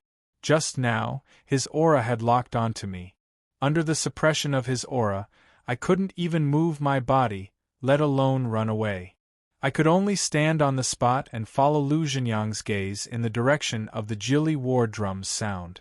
The sound of the Jili war drum was extremely loud, and its source was very clear. It was in the darkness not far from us. I didn't know if it was coming from this dark space or from Chiyo's tomb. Although the sound of the war drum was very oppressive, it was getting louder and louder. It was different from the previous time when it had come from Chiyo's tomb. This time, the sound of the war drum seemed to be moving towards us. Lu Zhenyang obviously heard that something was wrong. Just as he was about to take a step forward, he instantly stopped and stood on the spot. It seemed that he didn't understand what was happening. He didn't understand, and I naturally didn't understand either. Thus, the two of us stood on the spot in a daze, listening to the sound of the war drum that was getting closer and closer. Our gazes were fixed on the darkness behind us. After an unknown period of time, when the sound of the war drum was so strong that it seemed to be beating next to us, it suddenly stopped. As the sound stopped, Lu Zhenyang and I abruptly opened our eyes wide. We didn't know when, but a figure suddenly appeared in the darkness that we were staring at. The silhouette looked very young as he stood in the darkness. From his expression, he seemed to be extremely old. After looking at us for a while, he clasped his hands behind his back and slowly walked towards us with a doddering look. His footsteps looked very slow, neither fast nor slow, but his speed was extremely fast. In 1 second, he was still in the darkness, but in the next, he had directly walked in front of Lu Zhenyang and me. When I was far away, I could only see his silhouette and couldn't see his appearance clearly. However, when I was in front of him, I could finally see his appearance clearly. Instantly, I opened my eyes wide and my face was filled with disbelief. Chapter 734. As soon as that figure appeared, I recognized him. When he said those words to Lu Zhenyang, I was so shocked that I couldn't utter a word.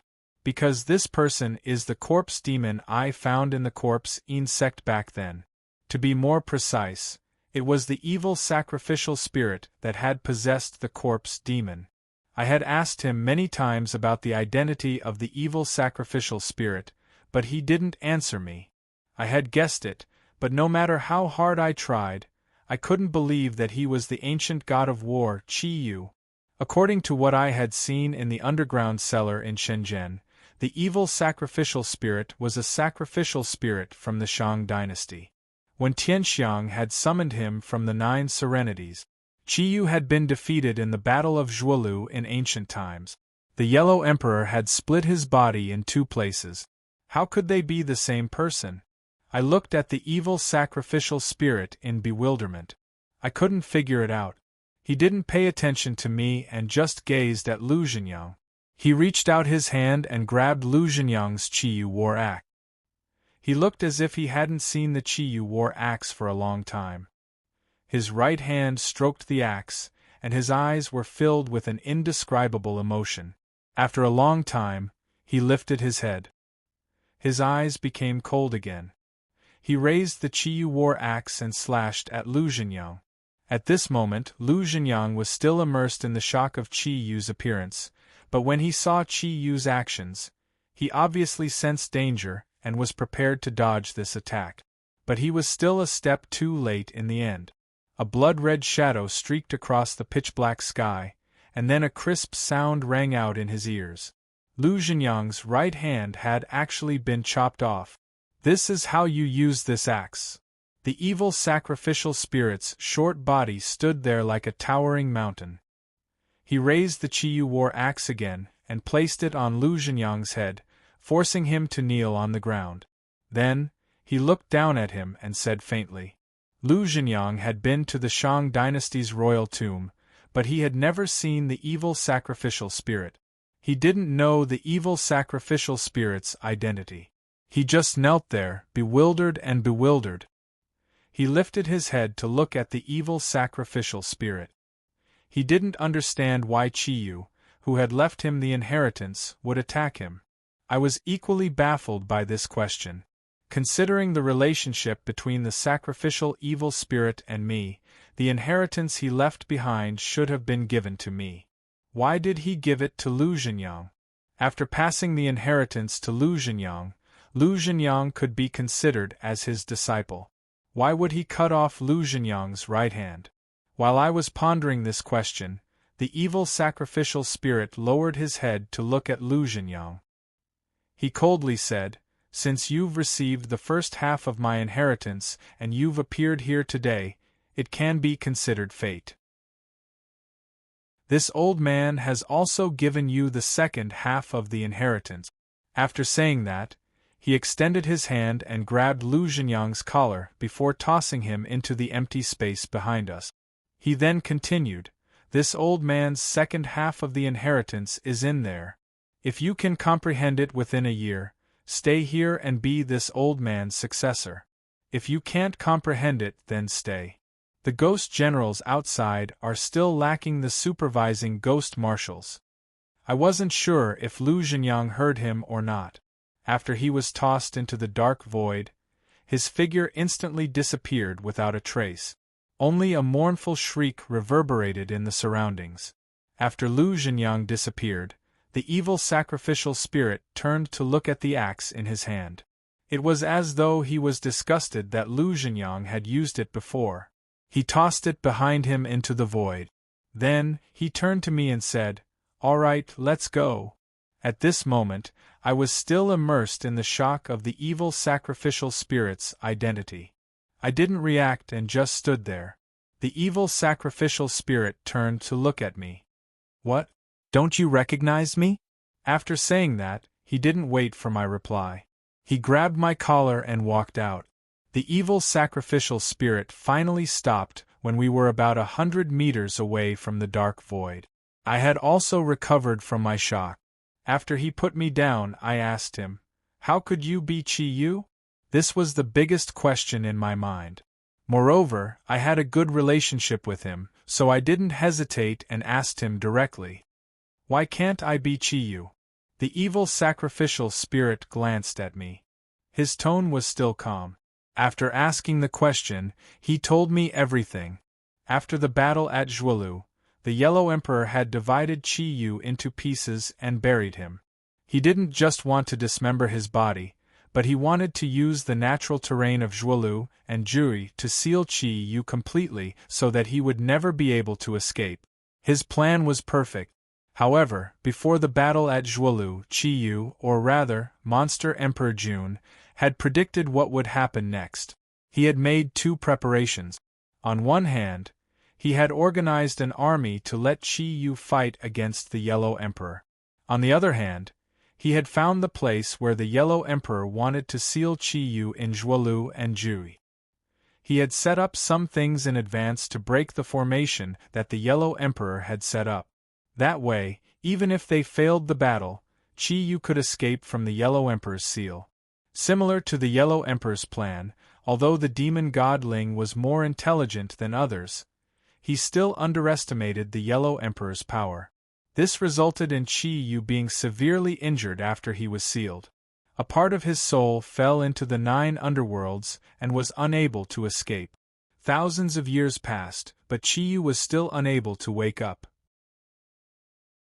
It was not until the end of the Song dynasty, when Prime Minister Wen made a last-ditch effort for the fate of the country, that part of Chi Yu's soul was accidentally summoned from the 9 serenities.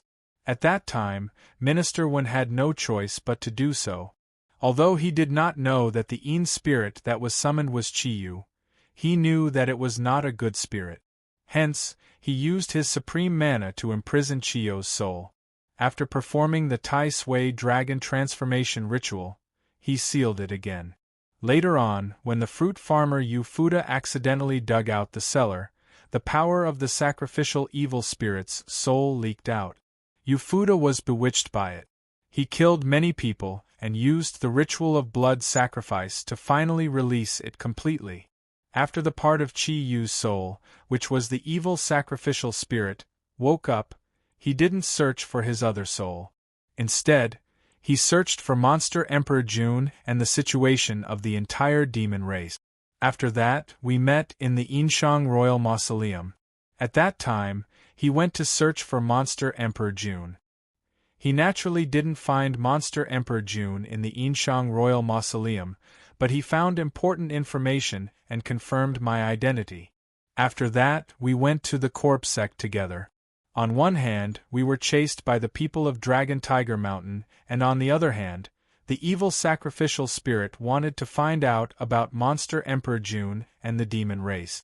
After a long time, he finally started to search for all his soul and went to the tombs of Ju Yi and Zhuolu. I don't know if it was a coincidence or if it was the will of the heavens, but during these 2 points of time, I went to the 2 tombs of Chi Yu for various reasons. Previously, when I was in Chi Yu's shoulder tomb in Ju Yi, the evil sacrificial spirit was also there, but he didn't show up. This time, he didn't want to show up, but he realized that my life was in danger, so he had to show up. As for his soul, he had successfully repaired it after these 2 trips, but he couldn't completely fuse with it within a short period of time. Once it was completely fused, his power wouldn't be too far off, although he wouldn't be able to recover to his peak. After listening to him, I couldn't help but take a deep breath. On one hand, I was surprised by their thousands of years of scheming. On the other hand, I was surprised by the power of the evil sacrificial spirit Chi-Yu. That year, when he had just woken up in the Yinshang Royal Mausoleum, he had displayed extraordinary power. Even if the heavenly masters of Dragon Tiger Mountain and the Metaphysics Association joined hands, they couldn't last more than a few rounds against him. In the end, all of their souls were destroyed. And now, he had completely suppressed Lu Zhenyang. This was already a terrifying strength, but it was only half of his soul. Once his soul was completely fused, who in this world would be able to go against him?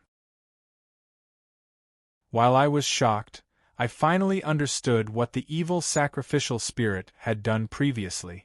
I understood why he said that he would never harm me. However, there was one thing that I couldn't understand. Since he believed that I was Monster Emperor June and stood on my side, why did he allow Lu Zhenyang to inherit his inheritance?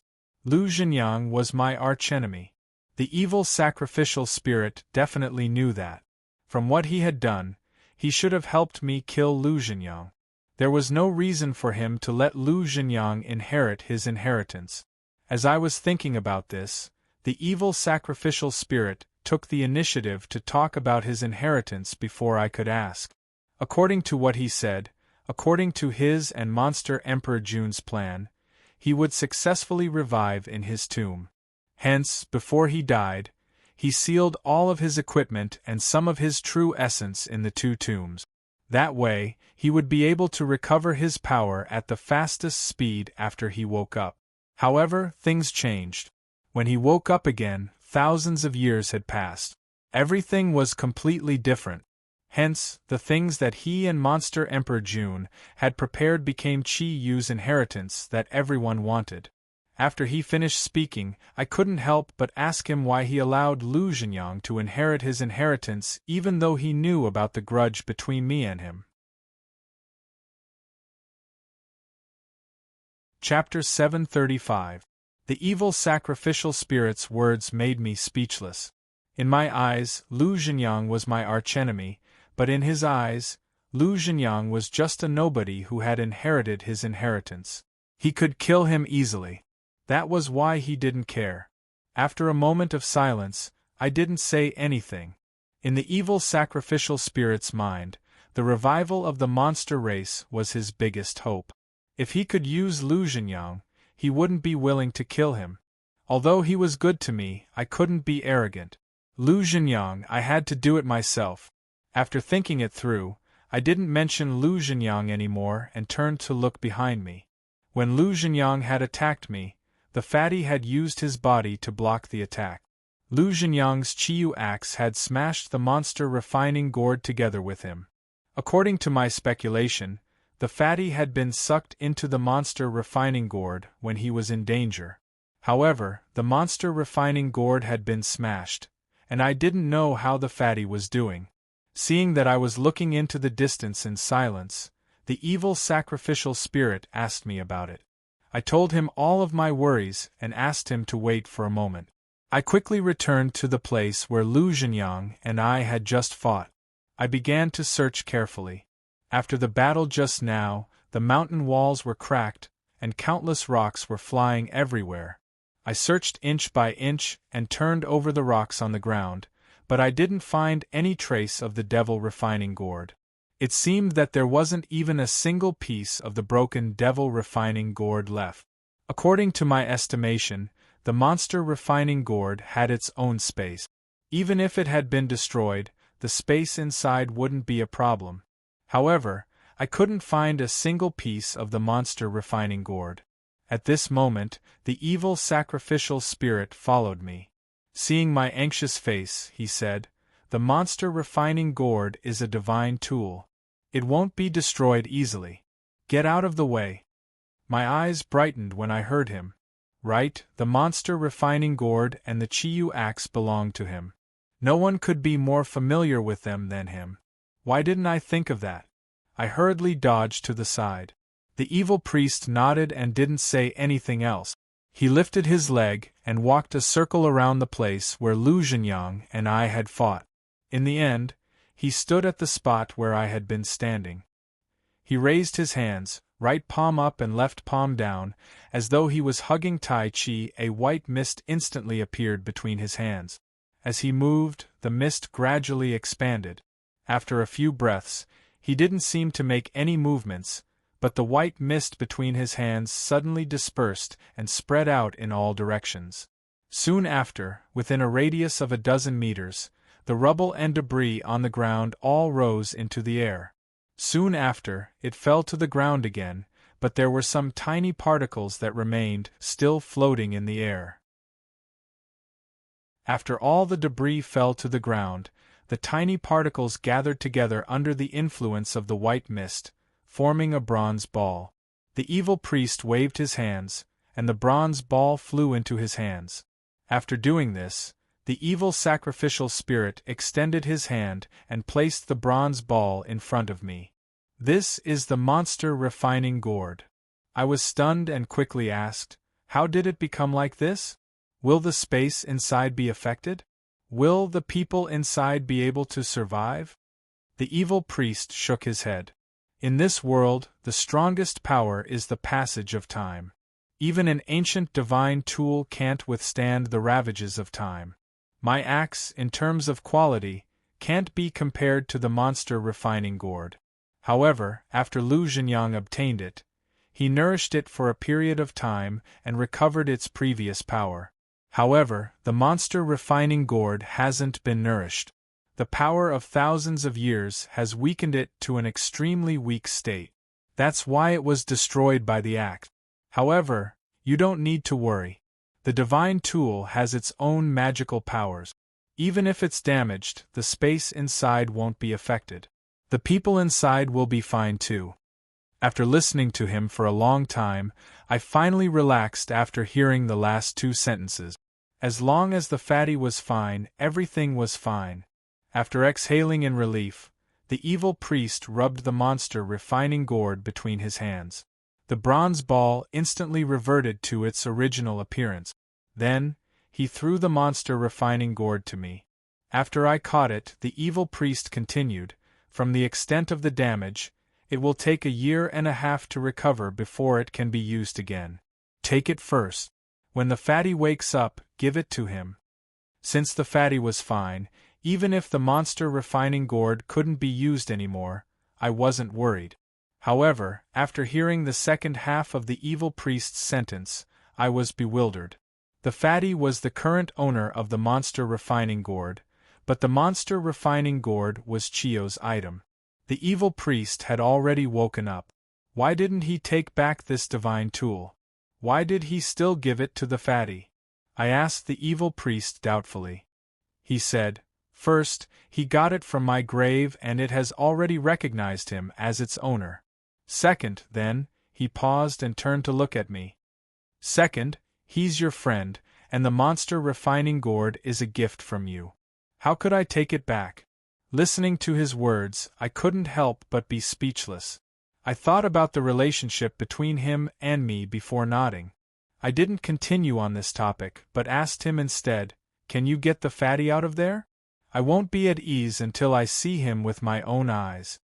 The evil sacrificial spirit didn't say anything, but pointed at the monster refining pot in my hand. A 7-colored light surged out from the mouth of the pot, and the fatty's figure appeared along with the light. His fat body landed on the ground in front of me.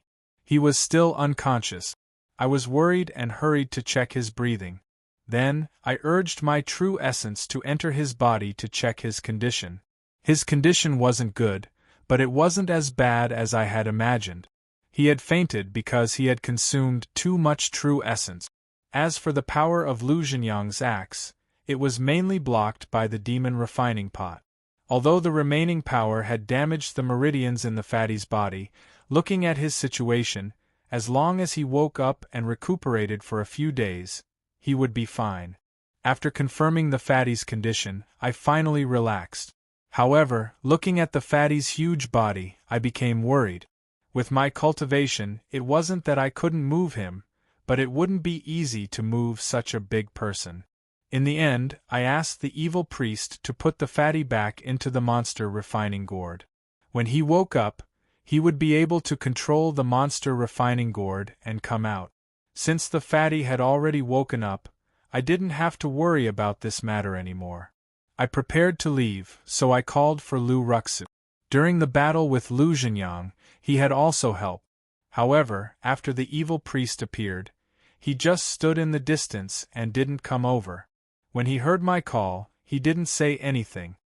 His black clothes fluttered in front of me. He didn't say anything and just pointed at my chest. Immediately after, his figure disappeared. I lowered my head and saw that he was pointing at the Xiang Lu leather pouch that was hanging on my waist. Combined with what had happened earlier, I understood that he had entered the second volume of the Death Scripture. After settling everything, I prepared to leave. However, the evil sacrificial spirit stared at the place where Lu Ruxu had disappeared with a pensive gaze. I was stunned. Just as I was about to thank him for helping me obtain the second half of the Death Scripture, he waved his hand and pointed at the empty space behind him that had been created by the 10-terminal formation. Don't be in a hurry to leave. Come with me to study that formation. After saying that, he turned around and left. I was stunned. According to what he had said, the things in the tomb were set up by him and Monster Emperor June. What was there to study about the things that they had set up themselves? Seeing that he had already walked over, I quickly followed him. When we reached the empty space, I prepared to walk over and stand next to the evil sacrificial spirit. However, he pushed me back and said solemnly, "Be careful. Stand back. It's very dangerous here." I was even more confused, so I asked him about my previous doubts. Chapter 736. His words startled me. From what I could tell, the evil sacrificial spirit was invincible in this world. All this time, no matter what kind of situation he encountered, he had always dealt with it casually. Why was he so afraid of the 10-terminal formation? After a moment of silence, I recalled the fat man's explanation of the formation.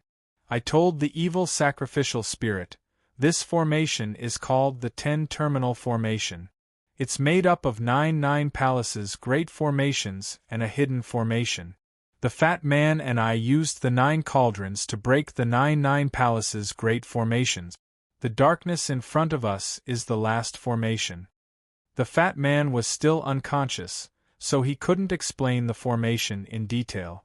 I told the evil sacrificial spirit everything I had heard from the fat man, hoping to enlighten the evil sacrificial spirit. After listening to me, the evil sacrificial spirit shook his head. "This is indeed the 10-terminal formation, but the darkness in front of us isn't a hidden formation. It's a magic treasure." "A magic treasure?"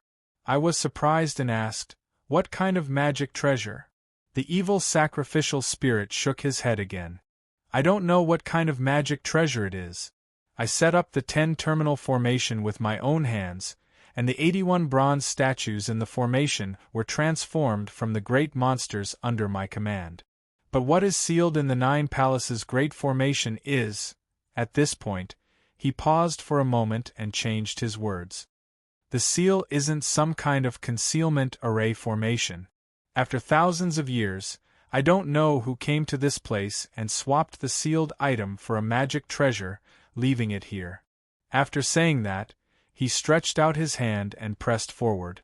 The vast expanse of darkness in front of him dissipated and was replaced by a long tunnel. Previously, Wuyue had brought me through a tunnel to enter the location of the 10-terminal formation. Later, the quicksand-like darkness engulfed this place, and it became like this. However, the tunnel in front of me was not the tunnel we had walked through before. This passageway was completely man-made, and the surrounding stone walls were engraved with complicated patterns. 2 oil lamps were set up at regular intervals, and each lamp was held above the head by a statue that was taller than a man. While I was carefully observing the tunnel, the evil sacrificial spirit walked in and asked me to follow him. After following him into the tunnel and walking for about 20 meters, the evil sacrificial spirit stopped in front of a screen of light. When I arrived here earlier, I encountered this light screen. As long as I touch it, a golden light will erupt from the light screen, and 18 bronze men will appear. These 18 copper figures possessed ferocious strengths, and I suffered a heavy injury as soon as we fought, so I could only retreat helplessly. In the end, I relied on a treasure within the tomb that possessed spatial energy to avoid this place and directly enter the cave. Heavily injured? Hearing those 2 words, my expression changed. I thought that he was just afraid of me. Who would have thought that I would be heavily injured in the first exchange? What kind of power was needed to do that? Amidst his bewilderment, the evil sacrificial spirit continued. After that, I pondered for a long time, but I had no clue. When I touch the light screen again and fight with the 18 bronze men, you can take the opportunity to observe and see if you can discover anything. I wasn't confident. How would I be able to recognize something that even you don't have a clue about? The evil sacrificial spirit shook his head. I've been asleep for thousands of years, and the world has changed a lot during this time. You're from the later generations, so you should have more knowledge than me. What he said made sense, so I had to force myself to nod. All right, that's the only way. Then, the evil sacrificial spirit lifted his foot and walked toward the light screen. When he got close, he didn't hesitate and directly placed his hand on the light screen. At first, there was nothing unusual, but when his right hand touched the light screen, the surrounding passageway started to shake, and then there was the sound of a bell that came from an unknown place. At first, it was extremely soft, but after a while, it became deafening like a huge bell. In a trance, he had the illusion of encountering a Buddhist temple in the wilderness, and he couldn't help but feel solemn. After the bell rang, the surroundings quietened down. Not long after, a golden light appeared at the end of the tunnel. Immediately after, the light screen also turned golden. It seemed as if a huge force was born within it, directly sending the evil sacrificial spirit flying far away. Seeing that he was injured, I became anxious. Disregarding the danger, I circulated my true essence and flew forward, trying to catch the evil sacrificial spirit's body. However, I didn't expect that the power of that golden light was incomparably strong. As soon as I touched the sacrificial spirit, my blood and chi surged, and I slid back a long distance before I stopped. Using the human-shaped lamppost on the wall to stabilize my body, I hurried to look at the evil sacrificial spirit. Just now I had only received a little bit of that attack, but it was already a heavy blow. The evil sacrificial spirit had directly received it, so I didn't know how he was doing. At this moment, the evil sacrificial spirit stood up and patted his chest. He turned to me and asked, "How was it? Did you see anything?" Seeing that he was fine, I relaxed. However, I couldn't see anything from that golden light.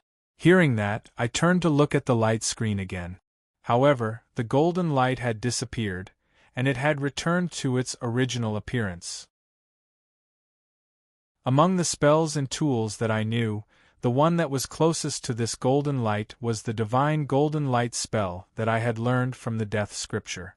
However, these 2 golden lights were fundamentally different. The divine golden light spell's effect was unparalleled in defense, but it didn't have any attack power. However, the attack power of the golden light screen just now was not to be underestimated. Even the evil sacrificial spirit couldn't resist it, so the 2 were naturally different. I couldn't think of anything, so I shook my head. The evil sacrificial spirit didn't find it strange. He just nodded and said, "Stand here and don't move. I'm going to try again. That golden light isn't the most powerful thing in this place." The bronze man inside the golden light is the core existence. This time, I'll hold on a little longer so that you can see it more clearly. Then, he walked towards the light screen again. With the previous contact, the evil sacrificial spirit became even more cautious this time. When he was 2 steps away from the light screen, he stopped, paused for a moment, and then continued forward. The distance of 2 steps was short, but he was walking very slowly. I could feel that with every step he took, his aura became thicker and thicker. When he reached the light curtain, his body exuded an evil mist that looked like a thin veil that shrouded his body. Then, he raised his hand and pressed on the light screen again. Just like the previous time, the golden light appeared again. However, this time, the evil sacrificial spirit was well prepared. The distance within the golden light screen couldn't move him at all. In order to better observe the situation on the light screen, I lifted my leg and tried to take a few steps forward. However, right at this moment, the originally calm light screen suddenly shook.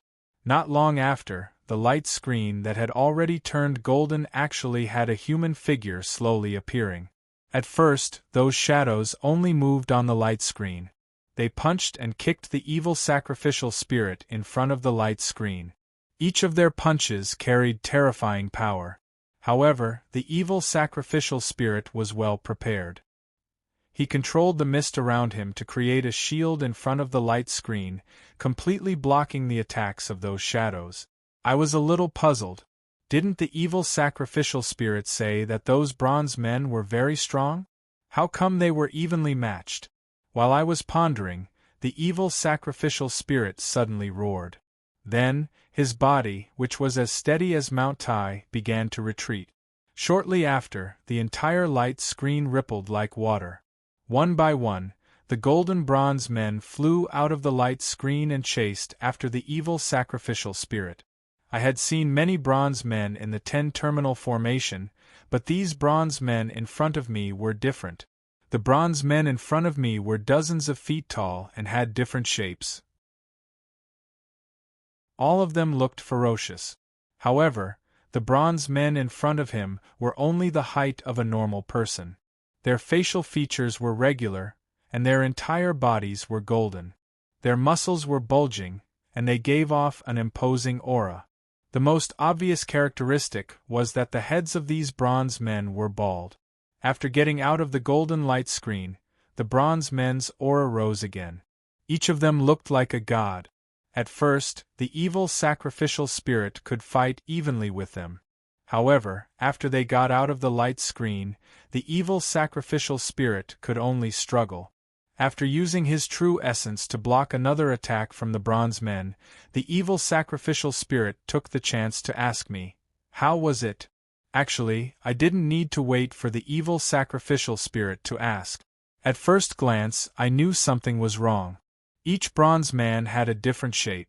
Some were sitting on a deer, some were holding a pagoda, and some even had a divine dragon or a crouching tiger. All of them looked extraordinary. Not to mention me, anyone who comes here at this moment would be able to recognize that these 18 bronze statues are the 18 arhats of Buddhism. Chapter 737. In Buddhist legends, the 18 arhats referred to the 18 arhats who lived eternally in this world and protected the righteous Dharma. According to legend, they were the disciples of the Buddha. Buddhism was divided into Mahayana and Minor Mahayana, and the arhats were Buddhists who had cultivated the Minor Mahayana to the great perfection. Although they weren't as powerful as the Bodhisattvas, they were still Buddhists who had achieved the great perfection and were no different from gods. Of course, these 18 phantoms couldn't be the real bodies of the 18 arhat.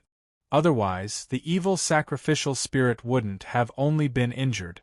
After observing for a while, I could tell from the power of these 18 phantoms that there was a wisp of Buddha's will in them. Although they weren't real bodies, they should be the arhat phantoms of some eminent monk who had used the Supreme Buddha's will to nurture them for 100 years. This place was Chio's tomb, and it shouldn't have anything to do with Buddhism. The only possibility was that the evil sacrificial spirit was right. During the several thousand years he had been dormant, a Buddhist monk had come to this place. The phantoms of the 18 arhats, and even the entire 10-terminal formation, were arranged by a Buddhist monk. While I was pondering, a light flashed in front of me. I saw a bronze statue with Dragon Vanquisher Sage behind it on the left side of the evil sacrificial spirit. The statue used its claws to attack the evil sacrificial spirit. The surging Buddhist power illuminated the entire passage with golden light. Instinctively, I shouted at the evil sacrificial spirit, "Hurry up and come out! I know where they came from." Hearing my voice, the evil sacrificial spirit put down his hands that he had prepared to defend himself and turned around to retreat. However, he seemed to have underestimated the bronze man's speed. Just as he turned around and before he could retreat, the shining bronze arhat man's claws had already reached his side. It was so fast that it created an explosive sound in the air, like a dragon's roar. I was anxious, but there was nothing I could do. A battle of this level wasn't something a small heavenly seal master like me could participate in. Not to mention the bronze statue's attack, I was afraid that I wouldn't be able to deal with it even if it waved its hand. I could only shout again to warn the evil sacrificial spirit. However, the bronze arhat statue seemed to be even faster than the sound wave. As soon as I made the first sound, the bronze statue's hands were already on the evil sacrificial spirit's shoulders. Even with the naked eye, one could see what kind of power was contained in the copper man's claw. But strangely, after being struck by the claw, the evil sacrificial spirit was not sent flying. Instead, it was restrained by the claw. Suddenly, a golden dragon appeared from the copper man's arm and coiled around the evil sacrificial spirit's body, firmly restraining it and preventing it from moving. At the same time, the 17 bronze men behind the bronze man also swarmed forward like a tidal wave. A single bronze arhat man was already difficult for the evil sacrificial spirit to resist. How could the evil sacrificial spirit survive if all 18 bronze men attacked together? While I was still panic-stricken, the evil sacrificial spirit seemed to wake up like a sleeping lion. His body swelled, and a wisp of energy seeped out from under his skin. In just a blink of an eye, it had covered his entire body. Inside the black energy, his shriveled body swelled up again. Even the remaining half of his head seemed to grow back. In just a blink of an eye, it became whole again. Moreover, an arm grew out from each of his shoulders. Looking at the evil sacrificial spirit from a distance, I guessed that his current appearance was Chiyo's original appearance. However, in the legends, Chiyu had 3 heads and 6 arms. At this moment, he only had 4 arms. I guessed it was because his soul hadn't fully recovered yet. The evil sacrificial spirit, who was shrouded in black mist, swung his 4 arms. At first glance, he looked like a demon god hovering between heaven and earth. His 4 arms grabbed the golden dragon shadow that was coiling around his body. Then, he roared and smashed the dragon shadow. After regaining his freedom, the evil sacrificial spirit didn't attack the 18 bronze arhat men again. He continued his previous action. His body turned and the black mist shrouded him as he fled. In just a blink of an eye, he was in front of me. Before I could ask, the evil sacrificial spirit grabbed my shoulder and hissed, "Hurry! Go!" As soon as he said that, my body seemed to fly. In just a blink of an eye, we were out of the passage and heading toward the cave we had come from. I hastily turned my head around to take a look. The 18 bronze arhat statues were aggressively chasing after us. It seemed they wouldn't stop until they killed us. As I recalled the battle between the two sides, I was panic-stricken. However, my panic didn't last long. Soon, I noticed that the bronze men had slowed down. A few seconds later, they stopped and looked at us from a distance. The evil sacrificial spirit seemed to know that we were coming. He stopped at this moment. When he turned around, the 18 bronze arhat men stood in a row. They put their palms together and saluted us. Then, they turned around and returned to the golden light curtain in the passage, disappearing. At this moment, I got a hold of myself. Those bronze Arhat men were in the last layer of the 10-terminal formation, so they couldn't go too far. As long as we left the passage, they wouldn't be able to chase after us. However, they had just fought to the death, and now they were saluting us. It was strange. The evil sacrificial spirit suddenly coughed and vomited black blood. The black mist shrouding him returned to his body, and the 2 extra arms disappeared. His body withered and returned to its original shape. I was worried that he was hurt. "Are you okay?"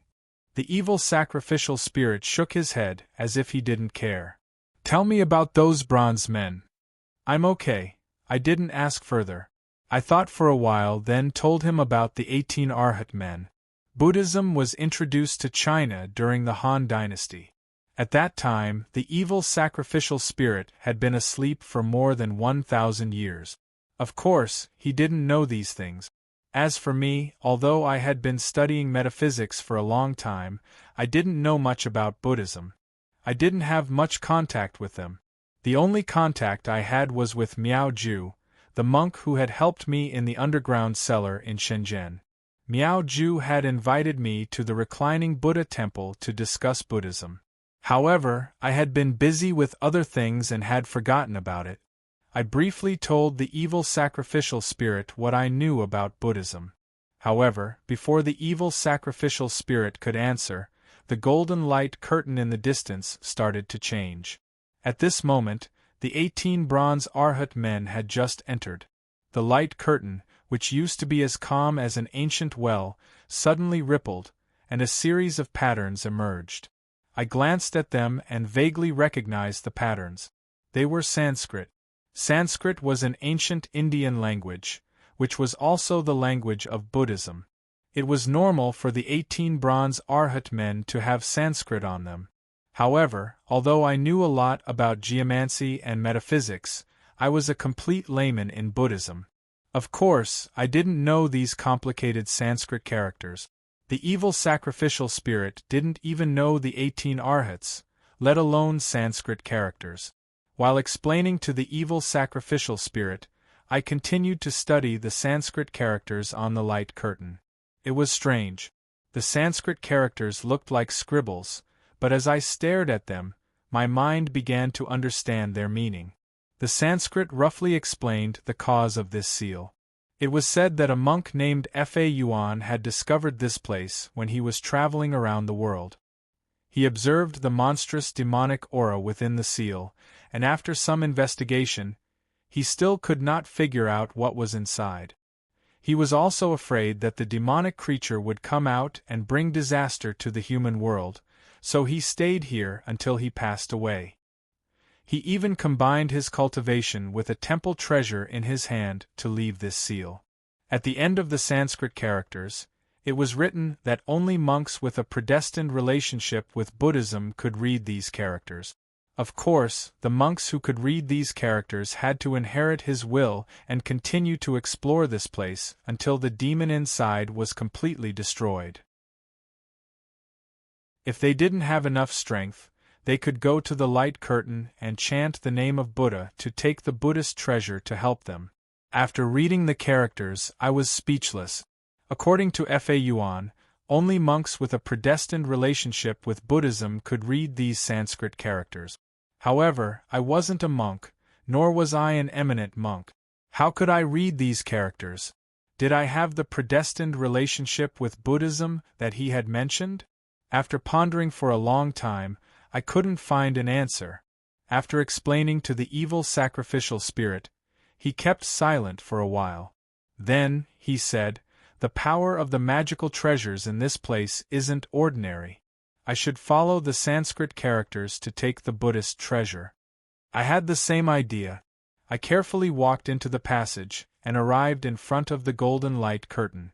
Different from the evil sacrificial spirit, the bronze Arhat statues didn't appear on the light curtain after I entered. According to the Sanskrit characters, I stood in front of the light curtain and chanted the name of Buddha. As soon as I chanted, the light curtain in front of me collapsed and fell into my hand, turning into a string of Buddhist bead. I carefully held the beads in front of my eyes to observe them. The beads on the string were ochre in color. They weren't perfectly round, but each bead had the shape of a reclining Buddha. The beads' bellies were engraved with many Sanskrit characters. Although I understood the Sanskrit characters on the light curtain, I couldn't understand a single word of the Sanskrit characters on the string of beads. Chapter 738. In the ancestral vein of Wen Mountain, Miao Ju had used the prayer beads in his hand to force Chen Yangting to retreat. In front of the Han family's heavenly master and Longhu Mountain, he had said that he would save my life. I still remembered what he had said. He said that I had a predestined relationship with Buddhism. He had even asked me to visit Crouching Buddha Temple when I had time. If I hadn't seen those Sanskrit words, I would have thought that Miao Ju's invitation was just an excuse to protect me at that critical moment. From the appearance of the prayer beads, they were more or less related to Crouching Buddha Temple. Perhaps the monk called Fa Yuan was an eminent monk of Crouching Buddha Temple. Prayer beads were a kind of magic tool for monks. A powerful magic tool was very important to a sect. I was sure that the prayer beads in my hand weren't inferior to the one in Miao Ju's hand. Moreover, I didn't know much about Buddhism, so this thing could only be used as an ornament. It seemed I had to find time to visit Crouching Buddha Temple and return this thing. After putting the prayer beads back into the Shangliu pouch, I called out to Chiyu, the evil sacrificial spirit, to leave this place. Although this place was Chiyu's tomb, I was still scared after what I had just experienced. I couldn't stay here any longer. However, I stopped halfway. I had forgotten that there was something I hadn't done yet. The evil sacrificial spirit behind me saw that I had stopped. He gently approached me and asked, "What's the matter?" I had promised Wuyue that I would bring Lu Ruxu's body out and find a place to bury it. I told him about it briefly. The evil sacrificial spirit didn't say much. He just told me that he would wait for me here and that I should come back as soon as possible. I nodded, turned around, and walked toward the 10-terminal formation. The fatty and I had broken the 10-terminal formation, and I had the prayer beads in my hand. It wouldn't be activated again. I didn't encounter any obstacles along the way. When I returned to Blood Maple Forest, I couldn't help but feel sad when I saw the devastation on the ground. The tragic scene where Wuyue had imitated Neza in cutting his intestines and scraping his bones to repay his parents was still vivid in my mind. I had thought that Wuyue and his wife would have a new beginning when they reunited after 100 years. Who would have thought that this would be the result? After searching for a while in the Blood Maple Forest, he finally found the remains of Lu Ruxu. Unfortunately, Wu Yu was a Guqin spirit and did not have a physical body. Their love for each other moved me. They had suffered a lot when they were alive. Now, one of them had become a ghost, and the other's life and death were unknown. I wanted to see if I could find Wu Yu's belongings so that I could bury her and her husband together. This was the best I could do. But now, it seemed that the couple's joint burial would not be completed. Just as I was about to return, I glanced at the ground and saw a few thin white silk threads. This reminded me of how Wuyue had resolutely severed his soul. Are these the strings of the Fushi zither? I held them in my hands. They were no different from ordinary zither strings. They didn't have any spiritual energy fluctuations. I clenched my fists. Since Wuyue was a Guqin spirit, these strings were no different from her body. Burying them together with Lu Ruxu's remains would be a perfect ending for the couple. Before leaving the Blood Maple Forest, I subconsciously looked at the cave behind me. The cave had become a ruin. According to Lu Ruxu, the people from Mount Longhu were all trapped inside. It seemed that they wouldn't be able to escape for a while. I couldn't help but feel happy when I saw this scene. Although I didn't have a big grudge against those cow-noses, they had treated Wuyue and her husband. They had even forced Wuyue into a dead end. This kind of punishment couldn't resolve the hatred in their hearts. As early as when Wuyue told me about her and Lu Ruxu, I unconsciously thought of Hua Hua and me. Perhaps it was because we had the same experience, but my attitude toward this matter was clear. I would do my best to protect the two of them. It was also a way to comfort myself. If I could successfully save the two of them, it would greatly stimulate my desire to be with Hua Hua in the future. Although the ending wasn't ideal, Wuyue was still alive and Lu Ruxu had successfully escaped. It was only a matter of time before the two of them met again. With this thought, I couldn't help but snort and shake my body. It was a disguised form of encouragement for myself. After leaving the 10-terminal formation, the evil sacrificial spirit was still waiting. Seeing my relaxed face, it didn't say anything. It just nodded and strode forward, ready to take me out of this place. The fatty and I had mysteriously entered this tomb. We didn't know which way was north, south, east, or west. Fortunately, this was a place where evil spirits were worshipped. We didn't have to spend much effort on the way out of Chiyo's tomb. The place where we were standing now was the Holy Mother Temple. I turned around and gazed at the sacrificial altar in front of me. At this moment, it was a little damaged. Perhaps this formation would be damaged after each use. I didn't linger on this matter. I was thinking about whether I should destroy this sacrificial altar or not. Although I didn't know how many exits there were in Chiyo's tomb, since the evil sacrificial spirit had taken me out of this place, there shouldn't be any other exit. If that was the case, I was inclined to destroy it. First, I didn't need to keep this Chiyo's tomb. Second, I was afraid that Lu Zhenyang would escape from the tomb after receiving Chiyo's inheritance. I didn't know what he had done in his previous life. Every time he encountered danger, he could turn misfortune into fortune. With the power of the evil sacrificial spirit, he wasn't afraid of Lu Zhenyang. If he didn't worry about leaving Lu Zhenyang in the tomb and letting him receive Chiyo's inheritance, he must have believed that this tomb could trap him inside. On the other hand, I felt a little guilty. If I let Lu Zhenyang escape, it would be even more difficult for me to deal with him. While I was hesitating, the evil sacrificial spirit saw my anxiety and said, "You don't need to worry too much. You're a person who cultivates shaman energy. You've become a target for everyone. When you become successful, you won't need to be afraid of these clowns." I grinned. I was the one who was a little cowardly. After going through so many things, I no longer had the pride that a young man should have. I just wanted to return to the Fire God Temple and stay with Hua Hua for a long time. To say something irresponsible, even if the world turned upside down, what did it have to do with me? Thinking about this, I couldn't help but feel a raging fire in my heart. I waved my hand and sent streams of energy towards the sacrificial altar. In an instant, the sacrificial altar exploded and turned into dust.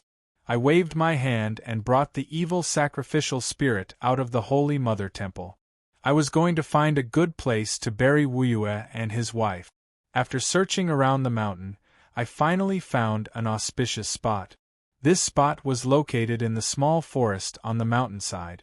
This forest was a slightly auspicious spot, one of the 4 perilous spots. I had originally planned to bury Wuyue and his wife here, but I didn't expect to meet the young Taoist from Mount Longhu. He probably didn't expect me to come out alive. He looked surprised and happy. He shouted at me, "Master, are you okay? Did you see my martial uncles and Taoist son inside? Are they okay? They'll definitely be fine. Taoist son and the rest are so strong. They'll definitely be fine." I looked at the little fellow and had mixed feelings. I didn't know how to tell him what had happened. In the end, I patted his head and said, "Yes, I'm fine." The little fellow nodded and wanted to ask something. I raised my hand and interrupted him. I really couldn't bear to continue being entangled with this ignorant child. I could only lie to him and say that his master and martial uncles had already come out. They had encountered some matters on the way, so they returned to the sect first. The little Taoist was a little disappointed after hearing that. He scratched his head and thought for a while. He looked up at the Holy Mother Temple and said softly, "I won't disturb you any more. I'll return to the sect to report." After saying that, he cupped his hands and turned to go down the mountain. Looking at the little Taoist's back, I couldn't help but think of what Lu Ruxu and Taoist's son had said in the tomb. The Taoist of Mount Longhu probably wouldn't be able to come out. It seemed that Celestial Master Zhang would have to choose a new Taoist. I could only hope that this kid was lucky and wouldn't be chosen. After the little Taoist left, I took the evil sacrificial spirit to walk around the forest. Finally, I found a relatively good place and prepared to start digging the tomb. I originally planned to go down the mountain to find some villagers to help me dig the tomb. However, when they heard that I was going to bury people in the mountain, they were unwilling to come. Not only that, but they also earnestly advised me not to bury people in the mountain. Otherwise, the family that was buried would have no descendant. Of course, I knew that this place wasn't suitable for burial. This was a suicide position, the most dangerous place among the 4 ominous positions. Even the safest place in the suicide position wasn't a place to bury old friends. Otherwise, a sudden epidemic would be a small matter. A sudden disaster from the heavens would cause the family to have no descendants. After all, whether it was in there or my heart, continuing to have descendants was a big matter that couldn't be underestimated. However, Wu Yu and his wife's situation was different. They were dead and they didn't have descendants. As long as there was a place to preserve their remains, it would be fine. And the position I had chosen was just the right place to do that. After talking for a long time, the villagers still didn't want to go up the mountain with me. In the end, I could only take the evil sacrificial spirit and return. The 2 of us spent half a day to make that area suitable for the couple to be buried together. Normally, if a couple didn't die at the same time, they would need to leave the left for the man or the right for the woman. This way, the details of the burial would change, and it would be difficult to be buried together. There were 3 types of burial in the cemetery: burial in the same cave, burial in different caves, and burial in the same grave but different caves. These were different types of burial. The next was burial in the same cave. In the Lus Plateau of the North, this type of burial was very popular. When one of the couple passed away, they would be buried first. When the other died, they would dig up the grave, with the man on the left and the woman on the right. The coffin would be placed side by side, with a red cloth tied across the coffin. It was similar to the knot a couple would tie at a wedding. Among the minority groups in the Southwest, there were also couples who were buried in the same coffin. The cliff burial of Baiku Yao in Guangxi was like this. One could see the bones of a man and a woman in one coffin. Burial in the same chamber was relatively simple. First, we would put the coffin of the deceased in the chamber. Then, we would open the door of the tomb and put the new coffin in. After digging the well, I prepared everything for Wu Yu and his wife, such as coffins and burial clothes. According to the customs of Hebei, burying the dead had many procedures, such as the first death, the announcement of the funeral, the mortuary, and so on. However, Wu Yu and his wife's situation was special, and we didn't have much time.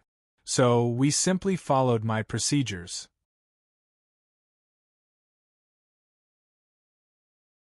Chapter 739. As soon as I descended the mountain, I stopped.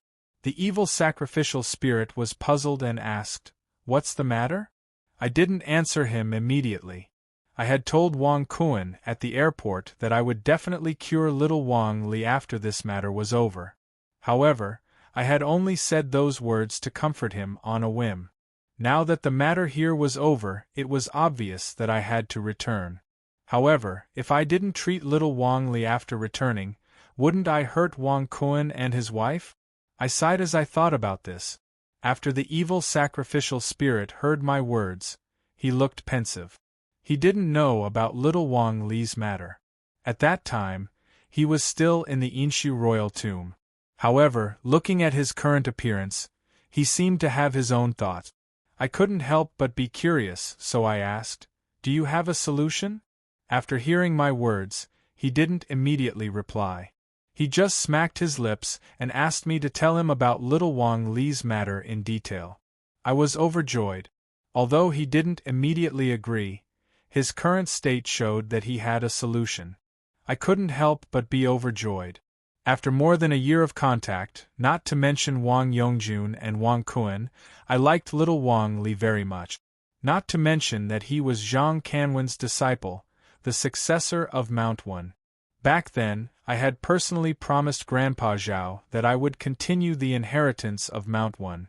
Now that I seemed to have found a solution, I didn't dare to be careless. I immediately told the whole story to the evil sacrificial spirit. I even told him all the methods that Zhang Canwen and I had used in the past year. After I finished talking, I didn't dare to breathe. I stared at the evil sacrificial spirit who was deep in thought. I hoped that he would find a solution. The evil sacrificial spirit pondered for a moment. Suddenly, a light flashed in his eyes and the corners of his mouth rose. I saw all these details. My heart tightened and I quickly asked, "Do you have a solution?" He stared at me and nodded lightly. "That's right. If everything is as you said, then I have a countermeasure. Not only that, but I can also restore 80% of my power when I was in the 3-tripod stage." His words surprised me. Every time I treated little Wang Li, I had to be very careful. Not only that, but I would also consume a lot of shaman energy. However, from what the evil sacrificial spirit had said, not only would it not consume energy, but it would also increase its power. I didn't understand. After listening to my doubts, the evil sacrificial spirit couldn't keep his face straight. He laughed and told me the whole story. The reason that the Yellow Emperor was able to defeat Chiyo's army was that he had killed Chiyo's army and used its skin to make 80 drums. After the Yellow Emperor set up the Chimanduanjia, he ordered his soldiers to use the bones of the thunder beasts to beat the 80 drums made from the skin of the Kuei cow. For a moment, the sound of the drums was so loud that it could travel 500 miles in one go and 3,800 miles in a row. The entire battlefield was shaking and the mountains were shaking. The sky was spinning and the earth was spinning. After Chiyu was killed by the Yellow Emperor, his head and body were separated and buried. Not only that, but his 3 souls were also separated and thrown into the 9 abyss to prevent him from reincarnating. Now, Chiyu had found 2 souls, and he only needed 1 more to recover. Listening to this, my mouth dropped open. I knew what had happened before, and I could find the information in the document. However, I had never heard of Chiyu being sent into the 9 abyss by the Yellow Emperor's soul. I didn't expect such a thing to happen. If he hadn't said it himself, I wouldn't have believed it. But, after saying so much, what are you trying to say? I was a little confused. But then, I thought of something and exclaimed, "Could it be?" Before I could finish, the evil sacrificial spirit faced the sky and laughed. I didn't expect that the last wisp of his soul would be found. Sure enough, it was just as I had thought. The ghostly black smoke in little Wang Li's body was the last wisp of Chiyo's soul. If that was the case, he would have a way to retrieve his soul. Then, there was nothing to worry about little Wang Li's body. I couldn't help but sigh in relief. If little Wang Li was completely cured, it would also cure Zhang Canwen's heart disease. The most important thing was that Wen Shan's lineage would be able to continue well from now on. I would be able to face Lord Zhao's spirit in heaven. I couldn't hide my excitement. I hated that I couldn't bring the evil sacrificial spirit back to Shenzhen. However, what he said next extinguished the hope that had just ignited in my heart. The evil sacrificial spirit returned to his previous appearance. Then, he frowned and said, "It's not difficult to retrieve that wisp of soul, but we need to make some preparations. We need to build a Kuei ox altar. There was one just now, but you destroyed it." After listening to him, I subconsciously looked in the direction of the Holy Mother Temple. I looked speechless, as if I had eaten a dead fly. I hadn't expected that the Kuei Ox altar would be an important part of little Wang Li's treatment. If I had known earlier, I wouldn't have blown it up. I couldn't help but feel regretful. However, I also resented the evil sacrificial spirit. If he hadn't instigated me, I wouldn't have destroyed the altar. The ready-made sacrificial altar was gone. What should I do now? The evil sacrificial spirit seemed to sense the blame in my eyes. He paused and comforted me. Don't panic. Since the Kuei Ox altar here has been destroyed, we just need to find another Kuei Ox. After listening to him, I sighed. He wasn't comforting me. He was just giving advice in hindsight. This was the only solution we had. However, the Kuei Ox was an ancient divine beast. After thousands of years, I didn't know if such a beast still existed in this world. If it did, I didn't know how to find it. The evil sacrificial spirit was puzzled when he saw that my face didn't look better. After I told him about my doubts, he burst out laughing and said that I was too impatient. If the Kuei Ox altar is here, it means the Kuei Ox should still exist. I just need to find the person who built this altar and ask him. After listening to him, I suddenly understood. When I had entered the Holy Mother Temple, Wu Yu had told me that the Kuei Ox altar was built by Lu Ruxu. He had asked me if I knew the altar. I immediately took out the small box containing the Green Lantern Scroll from my Xiang Lu pouch. I had already confirmed that the Green Lantern Scroll was the second half of the Death Scripture. In the past, I definitely wouldn't have taken it out in front of anyone. However, the evil sacrificial spirit and I had a different relationship. I didn't have any misgivings with him. I gently opened the box and called Lu Ruxu's name. As soon as I finished speaking, a hazy figure appeared in front of me. I saw Lu Ruxu standing a meter away from me. She bowed to me and said, "Master, why did you summon me?" I wasn't used to people calling me that, but I didn't care about it. I waved my hand to dismiss him. I heard from Wu Yu that the Kuei Ox altar in the Holy Mother Temple was built by you. I want to ask you, where did you get the Kuei Ox's skull? Master, I found the Kuei Ox's skull in a barren tomb 100 years ago, Lu Ruxu immediately replied. I was elated and asked him where the barren tomb was and if there was a Kuei Ox's skull there. I didn't expect that Lu Ruxu's reply would dishearten me. 100 years ago, Lu Ruxu was still a Taoist of Mount Longhu. By chance, he found information about the Kuei Ox's skull in the library of Mount Longhu. After eloping with Wu Yu, he went to the top of Pagoda Village and built the Holy Mother Temple. He then went to the barren tomb and after a narrow escape, he found the Kuei Ox's skull. He then built the Kuei Ox altar and entered Chiyo's tomb. The information only recorded one Kuei Ox's skull. I didn't know if there were other Kuei Ox's skulls in this world. After he said that, the atmosphere became extremely gloomy. The occasional chirping of birds in the surroundings was really ear-piercing, making me feel annoyed. Lu Ruxu saw my gloomy expression and rolled his eyes. Master, don't be anxious. From what I know, the Kuei Ox originates from the East China Sea. Perhaps we can find traces of it in the East China Sea. How could I not know what he meant? I had read about the Kuei Ox in the past. The Kuei Ox was a mythical beast in the classic of mountains and seas. Shaped like an ox, with a white body without horns and one leg. When it enters and exits the water, there will be wind and rain. Its light is like the sun and moon, and its voice is like thunder. Its name is Kuei. However, many ancient books said that Kuei was a snake-like monster. Kuei, a divine charm, like the leg of a dragon. The Kuei Ox originated from a place called Billows Mountain in the East China Sea. According to the records, Billows Mountain was 7,000 li away from the coastline. Not to mention whether Billows Mountain really existed, just the fact that it was 7,000 li above the East China Sea was enough to make people gasp in amazement. If I hadn't seen the real Kuei Ox's skull before, I wouldn't have cared. Since I had seen it, it proved that the creature definitely existed. However, it seemed that finding a living Kuei Ox was only a theoretical possibility.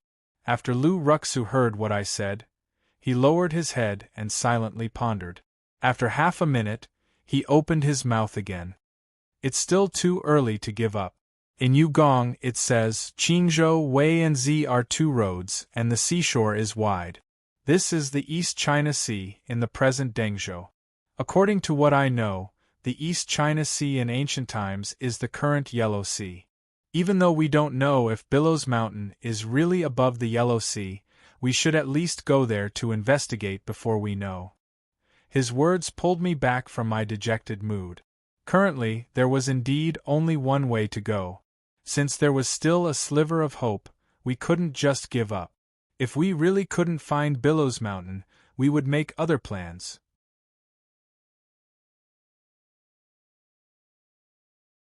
Chapter 740. After we left the mountain, we didn't rush to the Yellow Sea. Instead, we planned to return to Zhuolu County to rest for the night before continuing our journey. However, it was already dark, and there were no cars on the deserted mountain. Eventually, we had no choice but to return to Tower Village and find a farmer to stay for the night. The next day, we left Tower Village early in the morning.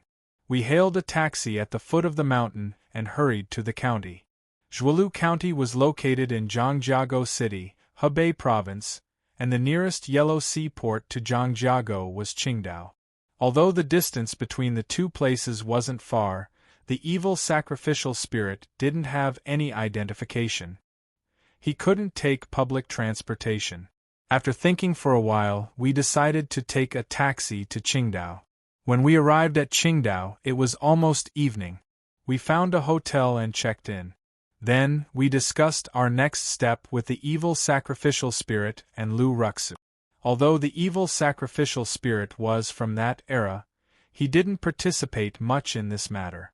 That was why he didn't say much. Lu Ruxu, on the other hand, had studied the Kuei a lot. She took the lead during the whole process. Lu Ruxu thought that we should explore the surrounding terrain. It would be best if we could find the local chronicles of Qingdao to see if we could find any information about the legendary Billows Mountain. During the Neolithic Age, Qingdao was one of the main areas where the Eastern barbarians lived and thrived. It had the rich and colorful Danku culture, Longshan culture, and Yueshur culture. Perhaps we could start from there. Lu Ruxu's idea was clear and logical. Before the sky turned dark, I left the hotel on an empty stomach and went to a bookstore to buy some travel guides about Qingdao. It was one of the fastest ways to understand the geography and culture of this place. As soon as I returned to the lobby of the hotel, I felt a strong Taoist aura around me. Instinctively, I looked around and saw a middle-aged Taoist wearing a green Taoist robe and a primeval hat sitting on the sofa. He seemed to have noticed my gaze.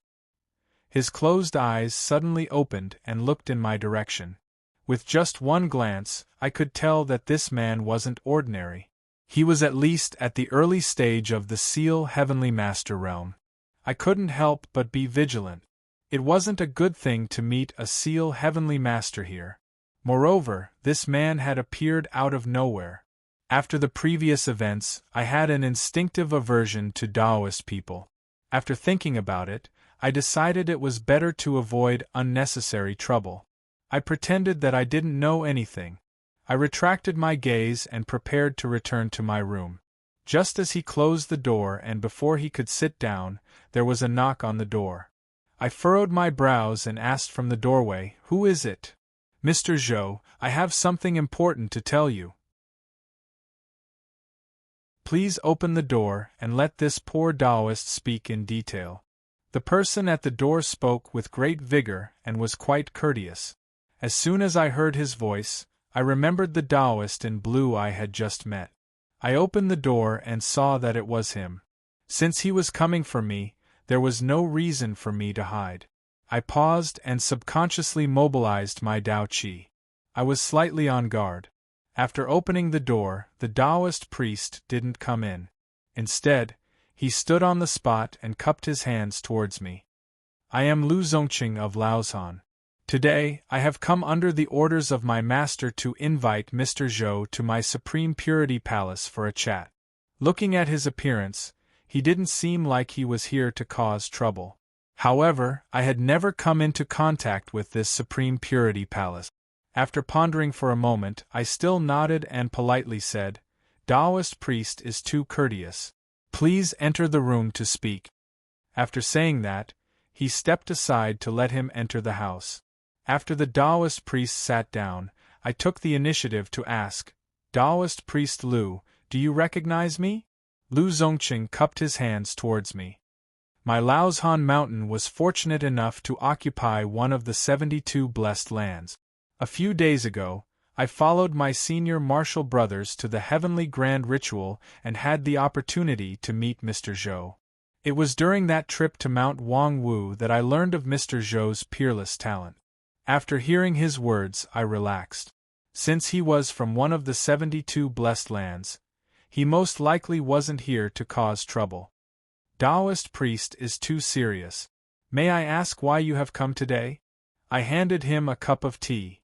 Will Mr. Zhou be free in 3 days? The Taoist priest, surnamed Lu, had a smile on his face as he cautiously sat down on the sofa. I furrowed my brows. I had never had any dealings with the Laoshan mountain Taoists. I had just arrived, so why did they come looking for me? From the words of the Taoist priest surnamed Lu, there was clearly a reason. After pondering for a moment, I asked Lu Zongqing, "Did his master tell you the reason?" "He didn't tell me. He only told me to bring a message to Mr. Zhou, saying that Laoshan Mountain is willing to help with this matter." After Lu Zongqing said this, he stood up and cupped his hands to bid farewell. On this trip to the Eastern Sea, I had only come for the Kuei-nyo. I wanted to visit Mount Liubo and didn't want to cause any trouble. Moreover, I didn't have a good impression of these ox-nosed Taoists. However, after hearing his last words, my heart was slightly moved. Mount Liubo was only a rumor. I wasn't sure if I could find it on this trip. Moreover, the Laoshan mountain Taoists were locals. If they could give me some advice, I would have more confidence in this matter. I discussed this matter with the evil sacrificial spirit and asked for his opinion. I didn't know if the evil sacrificial spirit had heard of Laoshan Mountain, but his expression didn't seem to care. He nodded and said, "Since this Laoshan Taoist priest has help, why shouldn't I go?" He was very straightforward. I nodded and made up my mind. In the next few days I would look around. If I didn't have any clues, I would go to the Supreme Purity Temple. It wouldn't hurt. Laoshan Mountain was known as Laoshan Mountain in ancient times. It was also the Supreme Purity Blessed Land, one of the 72 blessed lands. During the reign of Emperor Wu of the Western Han Dynasty, Zhang Lianfu came to Laoshan Mountain to build a thatched nunnery to worship the 3 officials and his disciples. He had established the foundation of Laoshan Taoism. From the Western Han Dynasty to the end of the 5 Dynasties period, Laoshan Taoism belonged to the Taiping Taoism and the Celestial Master Taoism, reformed by Ko Qianji during the Northern and Southern Dynasties. Since the Jin and Yuan dynasties, the Chuanzhen Taoism had risen. The temples on Laoshan Mountain had converted to the 7 true sects of the north. After Genghis Khan appointed Qiu Chuji, Laoshan Taoism flourished. Thus, Laoshan Mountain now had 9 palaces, 8 temples, and 72 nunneries. The Taoists all belonged to the Chuanzhen Taoism sect. From this, it could be seen that Laoshan Mountain had a profound foundation. The Celestial Master Seal had even sent a letter. From his words, it seemed that his elders were also in the Supreme Purity Temple. This meant that Laoshan Mountain didn't lack Celestial Master Realm experts. If he really wanted to cause trouble, he didn't have to be so courteous as to invite me up the mountain to talk about old times. In the next 3 days, the fatty in the demon refining gourd didn't do anything. I didn't stay idle. I tried to find information about Mount Billows, but I didn't have any clues. Qingdao was a place with a large number of foreigners. Moreover, in the eyes of ordinary people, the ancient legends were vague and illusory. Even if I could find a native, it would be hard for him to know about it. Later on, I went to the library to find the local chronicles. After flipping through them, I found that most of the contents were practical. They recorded human geography. Moreover, what we were looking for was something from several thousand years ago. Regarding this aspect, it wasn't recorded in the local book. Perhaps it had existed before, but it had been involved in the storm that year. Now, it seemed that it had disappeared. Thus, the biggest possibility was the trip to Laozhan Mountain the next day. Early the next morning, Lu Zongqing from Laozhan Mountain knocked on my door. He told me that his teacher had asked me to go to the mountain. I didn't refuse. I brought the evil sacrificial spirit and followed Lu Zongqing to Laozhan Mountain. He learned from Lu Zongqing that Laozhan Taoism was located in Qingdao's Laozhan district, named after the Laozhan mountain range. Mount Lao was divided into 3 branches: Jufeng, Shermen Mountain, and Wu Mountain. Jufeng was the main branch, and it was also the location of the 9 palaces, 8 temples, and 72 nunneries of Mount Lao. It was also our destination. As for Supreme Purity Temple, it was located on Laojun Peak at the bottom of the giant peak. Among the Taoist temples on Mount Lao, it had the longest history, the best space, the largest scale, the largest number of Taoists, and the deepest influence. Surrounded by mountains on 3 sides and facing the sea on 1 side, the scenery was beautiful. The records of the Supreme Qing Palace recorded that in the first year of the Jianyuan period of the Western Han Dynasty, it was founded by Zhang Lianfu of the Rui Prefecture in Jiangxi. Zhang Lianfu was erudite and talented. He was the highest official, but because of his influence and power, he abandoned his position and entered the Tao. He studied metaphysics and did not involve himself with the secular world. Later, he entered Mount Zhongnan and received his master's teachings. Later, he was invited to travel to the ends of the world. He came to Mount Lao and built a thatched cottage to worship the 3 great emperors.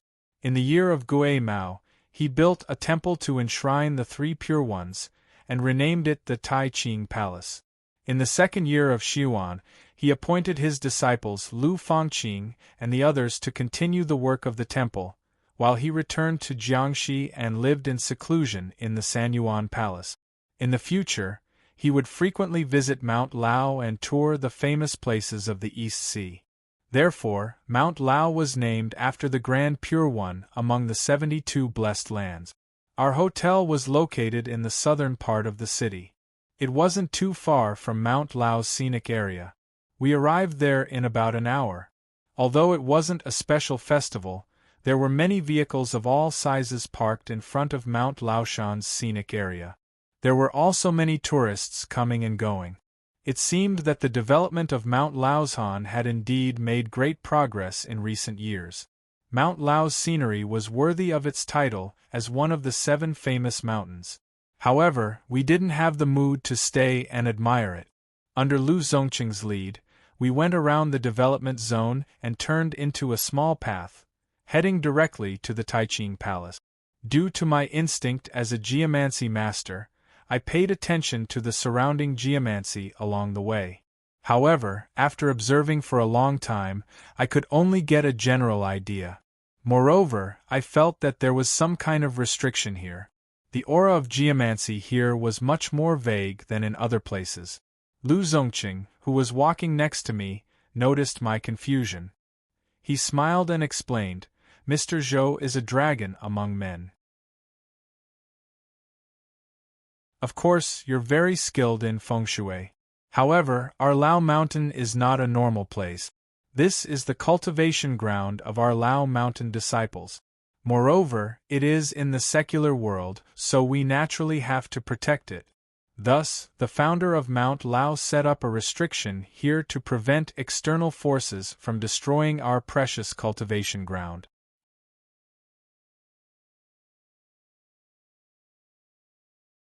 Chapter 741. We walked along the mountain path for more than an hour, but we didn't see anyone along the way. It wasn't until we crossed a mountain that we saw Taoist priests in blue robes working in the field. Taoism emphasized inaction, which meant that if one was right, the world would be right. Inaction meant following the laws of nature. That was why Taoist cultivation didn't adhere to any form, but rather followed the will of the heavens. However, the Taoist priests in the secular world didn't have such a state of mind. It seemed that Mount Lao had gone through 1,000 years of turmoil, but it was still able to protect its origin. This place was a ridge between two mountains, which formed a flat area. I followed Lu Zongqing down the mountain. At this moment, Taoist priests passed by us one after another. When they saw Lu Zongqing, they bowed and greeted him, "Elder." I was a little surprised. I didn't expect that Lu Zongqing was an elder of Mount Lao. It seemed that my previous thoughts were too rash. If Laozhan sent an elder to deliver a message, it was enough to show how much they valued me. Thinking about that, I turned around and saw that his face didn't change. It seemed that he didn't care about the title of an elder. Lu Zongqing saw my reaction and explained with a smile, "Mr. Zhou is a dragon among men, an outstanding talent of the present age. That's why I didn't dare to call myself an elder. Moreover, I've been cultivating on this mountain since I was young, so the title of elder is just an excuse for my age." He spoke humbly and had been cultivating on this mountain since he was young. He had a pure and kind nature, which made my good impression on him increase. Compared to the cowardly noses of Mount Longhu, this kind of person was unworldly. Then, he pointed at the mountain in front of us. "Our Mount Lao's Supreme Purity Palace is in front of us. Mr. Zhou, we should hurry. My master has been waiting for us on the mountain for a long time." Then, he stepped aside and let me go first. I followed him and moved forward. I was interested in his words. If Lu Zongqing was an elder of Mount Lao, then his master should be the sect master of Mount Lao. After asking, Lu Zongqing nodded and bowed toward the mountain. "Mr. Zhou is right. My master is the current sect master of Mount Lao. Judging from Lu Zongqing's cultivation, his master is at least at the yang spirit level. Back at the heavenly grand ritual, I didn't have much of an impression of Mount Lao. Furthermore, according to Lu Zongqing, Mount Lao was only ranked among the blessed lands and didn't get a spot in the 36 heavenly paradises. Since there was a yang god celestial master, it was not known if this Laozhan Taoist was deliberately hiding it, or if they were used to living in seclusion. As I thought about it, I didn't pay too much attention to it. Using the excuse of praising Lu Zongqing's cultivation base, I asked about his master's cultivation base. Lu Zongqing smiled and told me. He has 6 martial brothers, and his cultivation base is the lowest. Among the other 5, 2 of them are yang spirit warriors, and the other 3 are at the late stage of the seal realm. Hearing him say that, I was a little frightened. 2 of them had the cultivation of yang god celestial master, so what realm had their sect master reached? Could it be that he had already broken through? As soon as I thought of it, I felt that it was impossible. If the Laozhan sect master really had a cultivation base at the heavenly grand ritual, he wouldn't need to hide it. Not to mention the 36 minor heavenly caves, he might even have a chance to enter the 10 major heavenly caves. Cultivators at the yang spirit realm were the closest to the great Tao. I knew that the Laozhan sect master didn't have such a cultivation base, but I still felt scared. While I was pondering, the evil sacrificial spirit suddenly turned to look at me. After seeing the evil sacrificial spirit, I felt relieved.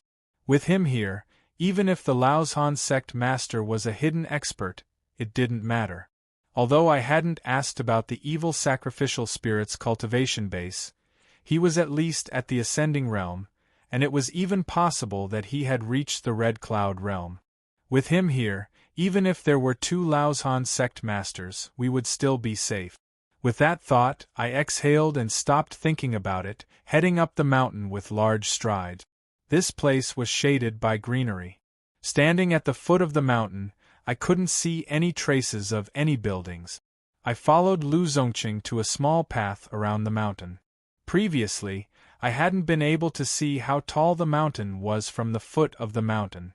Now, it seemed that I was only able to see the mountain. After walking for about an hour, we finally reached the gate of the Supreme Purity Palace. At this moment, the gate was closed, and there were 2 young Taoist priests standing at the gate.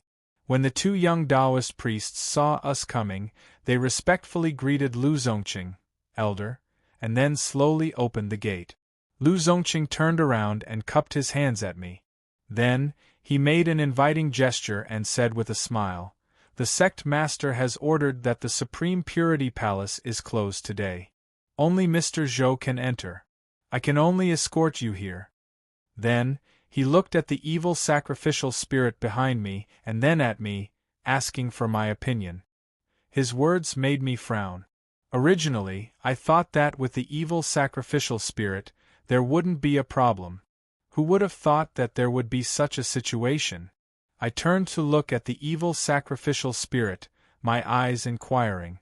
The evil sacrificial spirit didn't wait for me to ask. He nodded and said to me, "Go. I'll stay here. If there's any danger, I'll be there in one breath." With the evil sacrificial spirit's words, I didn't have to worry anymore. I nodded and cupped my hands at Lu Zongqing. Then, I stepped into the Supreme Purity Palace. As soon as my feet touched the ground, the palace gate closed. The Supreme Purity Palace was the largest Taoist temple on Mount Lao. I had thought that it would be as grand as the Mahavira Hall of Buddhism.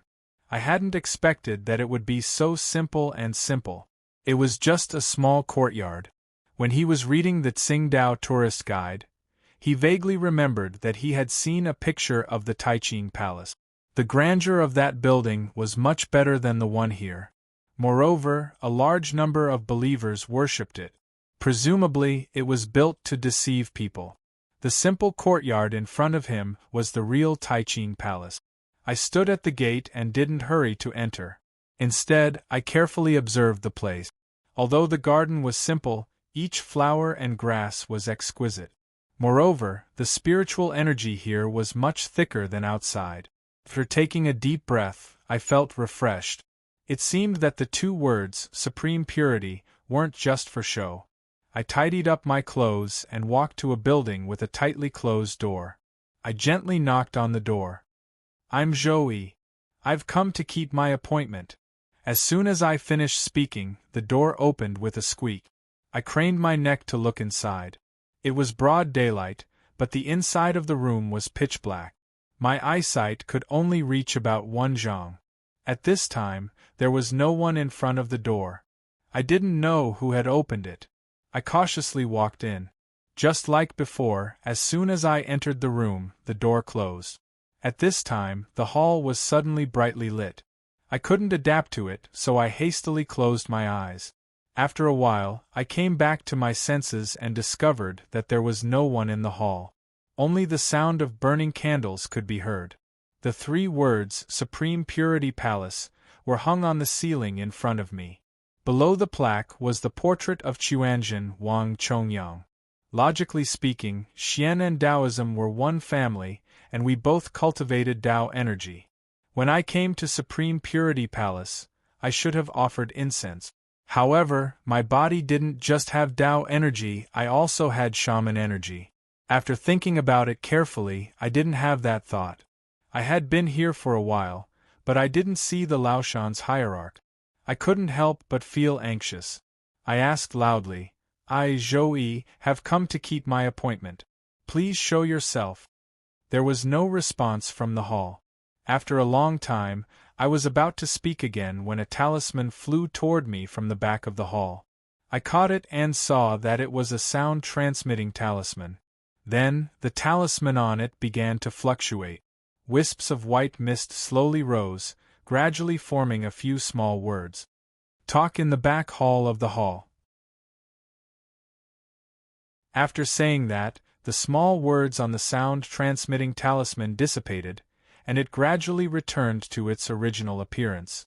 I put away the sound-transmitting talisman and walked toward the back of the hall suspiciously. This was a meeting hall. At this moment there was a cup of tea placed by the big hand, and the fragrance of tea was slowly rising. However, I still didn't see the Laoshan's hierarch. Today, he was the one who invited me. No matter how good my temper was, I couldn't bear to be played like this. I was angry and said coldly, "Since I have already kept my appointment, why is Senior so rude and unwilling to meet me?" After 3 to 5 seconds, there was still no response from the inside of the room. I only felt my hand heat up. I lowered my head and saw that the sound-transmitting talisman had moved again. Words gradually appeared on it. "Little friend, don't be angry. Let's talk over tea." I smacked my lips and walked with large strides to the big hand that had already placed the tea. I sat down and picked up the teacup to drink it. Once the teacup was empty, I felt my entire body tremble. Suddenly, the scenery around me changed. At this moment, I was in a place where I couldn't even see my fingers in front of me. Logically speaking, my cultivation was close to the late stage of the seal realm, and I should be able to move freely in the dark. However, I couldn't see anything clearly now. I couldn't help but feel nervous. I immediately spread the Tao energy in my body to guard against any sudden attack. Just as my nerves were stretched to the extreme, a deep voice suddenly sounded around me. "Little friend, Zhou-Yi, don't be alarmed. You are currently in my butterfly dream." The Taoist's butterfly dream was actually an illusion. I raised the Tao energy in my body to the extreme and kept looking around. As there was an evil sacrificial spirit outside, I wasn't too afraid. After I calmed down, I asked the darkness, "Senior, you haven't appeared yet you directly attacked me. May I know what your intentions are?" "Little friend, don't be angry. I don't have any malicious intentions. It's just that I'm still in seclusion and can't meet you.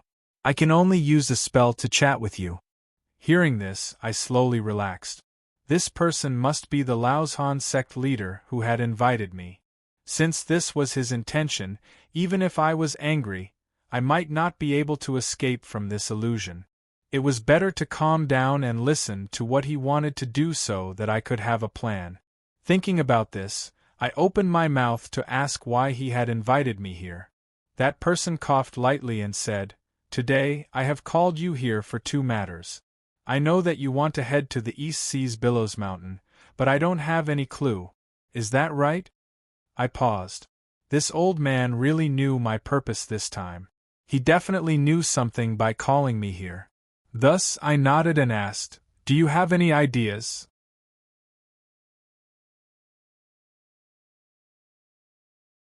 Chapter 742. After hearing what he said, I was elated. It seemed that coming to Mount Lao was the right decision. However, I couldn't appear too impatient at this moment. Let's listen to what he has to say first. After thinking, I asked, "May I know what is Senior's request?" The old man coughed twice before saying, "I believe that little friend has seen Mount Lao's restriction on your way here. My request is related to it."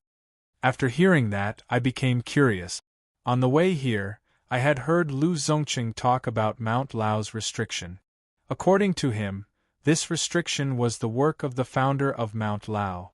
Although I don't know how powerful the founder was, since he was able to establish a sect, he definitely wasn't someone that I could compare to. Hearing the old man mention the restriction, could it be that there was a problem with the restriction? Thinking about that, I couldn't help but voice out my doubt and asked if there was a problem with the restriction. The old man couldn't help but laugh. "Young friend, you are indeed a genius of the present age. To be honest, even though this restriction was set up by my Mount Lao's Grandmaster, it is inevitable that there will be some wear and tear after 1,000 years. Moreover, the spiritual energy of heaven and earth is no longer the same as before. Currently, my Mount Lao's restriction is already unstable. I am ashamed that my cultivation isn't as high as the Grandmaster's. Even though I want to support it, I am powerless. So today, little friend has come to ask little friend to repair this restriction and extend my Mount Lao's 1,000 years of heritage. His words made me turn pale. Although I had reached the heavenly seal master realm at a young age, my abilities were naturally extraordinary. According to my conjecture, the old man's abilities should be far above mine. Since he couldn't solve it, how could I have a solution? Immediately I shook my head. Senior really thinks too highly of me. I really can't help you with this matter. Moreover, if Senior doesn't have a solution, how would I have a solution? Moreover, I don't understand this boundary restriction very well. It's better to find another expert. After hearing what I said, the old man didn't have a trace of impatience. He only explained, my Mount Lao's restriction is a formation. I know that little friend isn't good at formations. I don't want little friend to set up a formation. I just want little friend to go to MT Billows to help me find a magic tool. This magic tool is the key to repairing the restriction. Speaking of formations, I couldn't help but think of the fatty. Back then, he had repaired my Wangu Mountain's restrictions. I reckon that Mount Lao's formations wouldn't be too difficult for him. However, he was still in the demon purification pot, and no one knew when he would wake up. It seemed that he wouldn't be able to help with this matter, so he could only do as the old man said. Moreover, it wasn't difficult for me to find things, it was just a matter of convenience. Thinking of this, my complexion improved. Since the old man had a request, he would definitely give me the answer I wanted. Therefore, I didn't rush him. Instead, I asked him what the magic tool was. After the old man heard what I said, he was silent for a few seconds. Finally, he said, Eastern Emperor Bell. I was stunned on the spot. The Eastern Emperor Bell was one of the 10 great ancient divine instruments that were on par with my Xian Yuan sword and Yao refining gourd. It was said that the bell of the Eastern Emperor possessed the power to suppress the primordial world, distort the space-time of the universe, evolve the mysteries of the heavenly Tao, and refine the earth, water, fire, and wind. The sun, moon, stars, earth, water, fire, and wind revolved around the bell. Within the bell there were mountains, rivers, and earth, as well as thousands of primitive races. 5 colored lights illuminated the heavens, and the primal chaos wholly might shook the universe. Infinitely mysterious, infinitely good fortune, it could freeze time and suppress space. It could reflect the damage of any treasures or divine weapons, as well as all divine spells. It was equipped with both attack and defense, and was undefeatable when placed on top of one's head. Perhaps the old man predicted that I would have such a reaction, so he explained to me, little friend, you don't have to be surprised. This Eastern Emperor Bell is a defensive magic tool. It's the best choice to use it to repair my Lao Mountain's restriction. What he said didn't seem to be a problem, but every ancient divine instrument was a peerless treasure that all cultivators would want to possess. I didn't believe that the old man didn't have such thoughts. If he wanted to take it for himself, it wouldn't be for the so-called repair of the restriction. Then wouldn't the item that I had painstakingly searched for be given to him? However, after thinking about it, if I didn't agree to his request, he might not tell me how to get to Lubo Mountain, and might even make a move on me. Now that it looked like he was discussing with me, it would be better to say that he was making a deal. After thinking about it, I decided to agree to it first. When the fatty woke up, I would let him solve the problem of the restriction. That way, I wouldn't need the Eastern Emperor Bell. If I couldn't solve it, I would think of another way. At this moment, I already had a plan in mind, so I agreed to it. Following that, I asked how to get to Lubo Mountain. Seeing that I had agreed to it, the old man said, to go up Lubo Mountain, go to Langya platform first. After saying that, he didn't say anything else. At this moment, my head started to buzz, and my entire body sank into a blur. When I woke up, I realized that I was sitting safely in the meeting room at the back of the main hall. In my hand was an empty teacup. The teacup was still emitting a faint fragrance. It seemed that the old man had already removed the illusion. His last sentence was unimaginable. To go up Lubo Mountain, go to Langya platform first. The meaning of the first half of the sentence was easy to understand.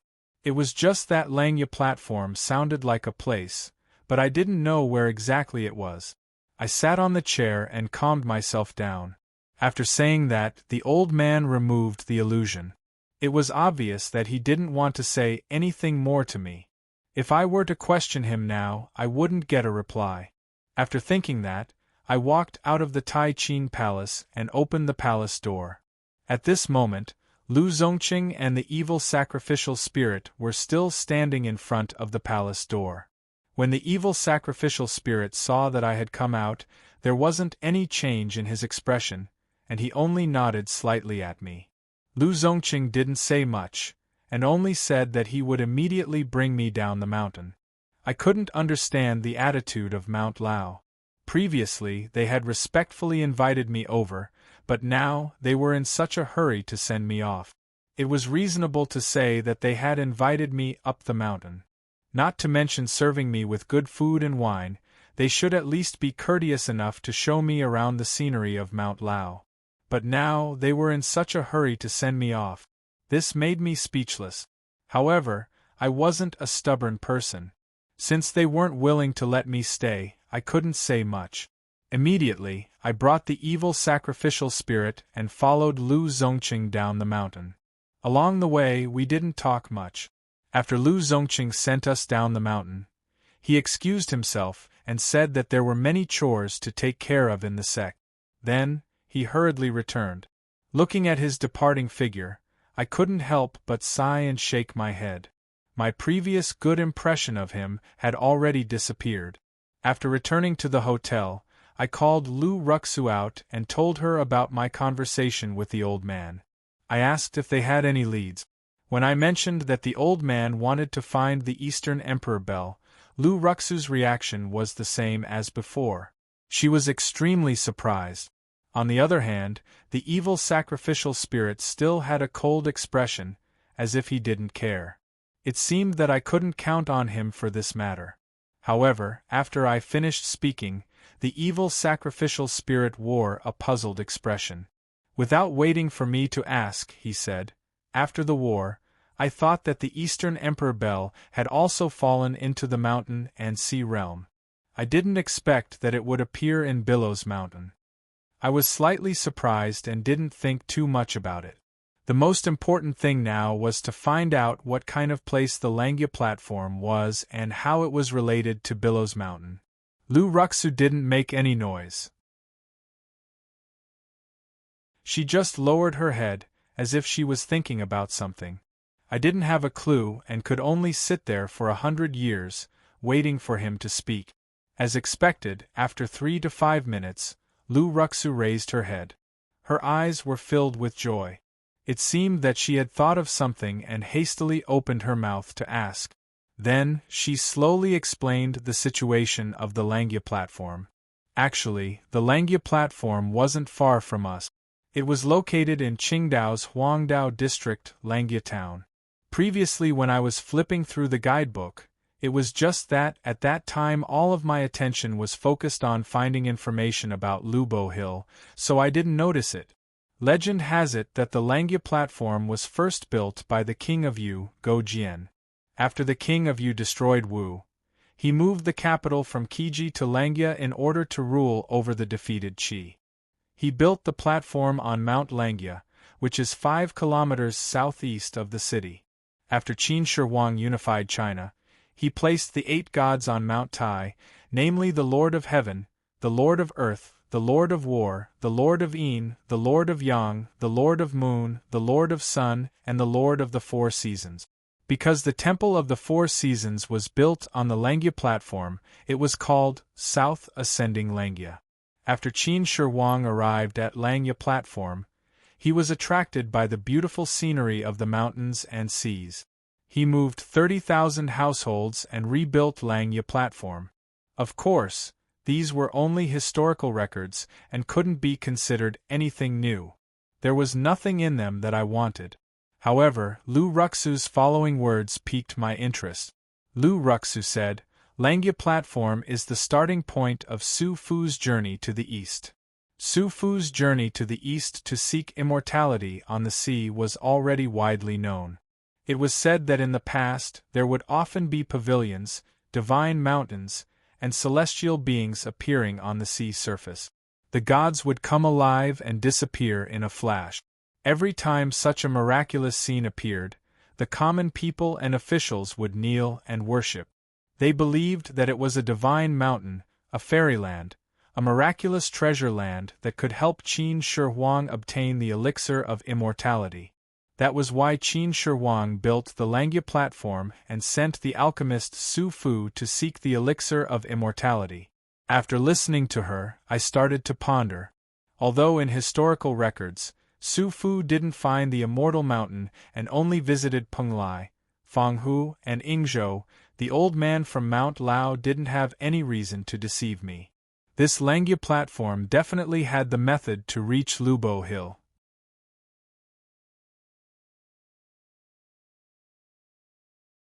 Chapter 743. It would take around 1.5 hours to get to Langya town in Huangdao district. After we got out of the car, we didn't hurry to Langya station. Instead, we found a place to stay. If we wanted to know more about Langya station, the fastest way was to ask the locals. I had originally planned to split up with the evil sacrificial spirit, but his unapproachable demeanor made it difficult for me to complete this task. After thinking for a while, I went out by myself and found a shabby-looking restaurant to sit down. This restaurant didn't have much business, and there weren't many customers in the hall. When the owner saw me, he came over to greet me. "What do you want to eat?" I picked 2 dishes and asked the owner to prepare them.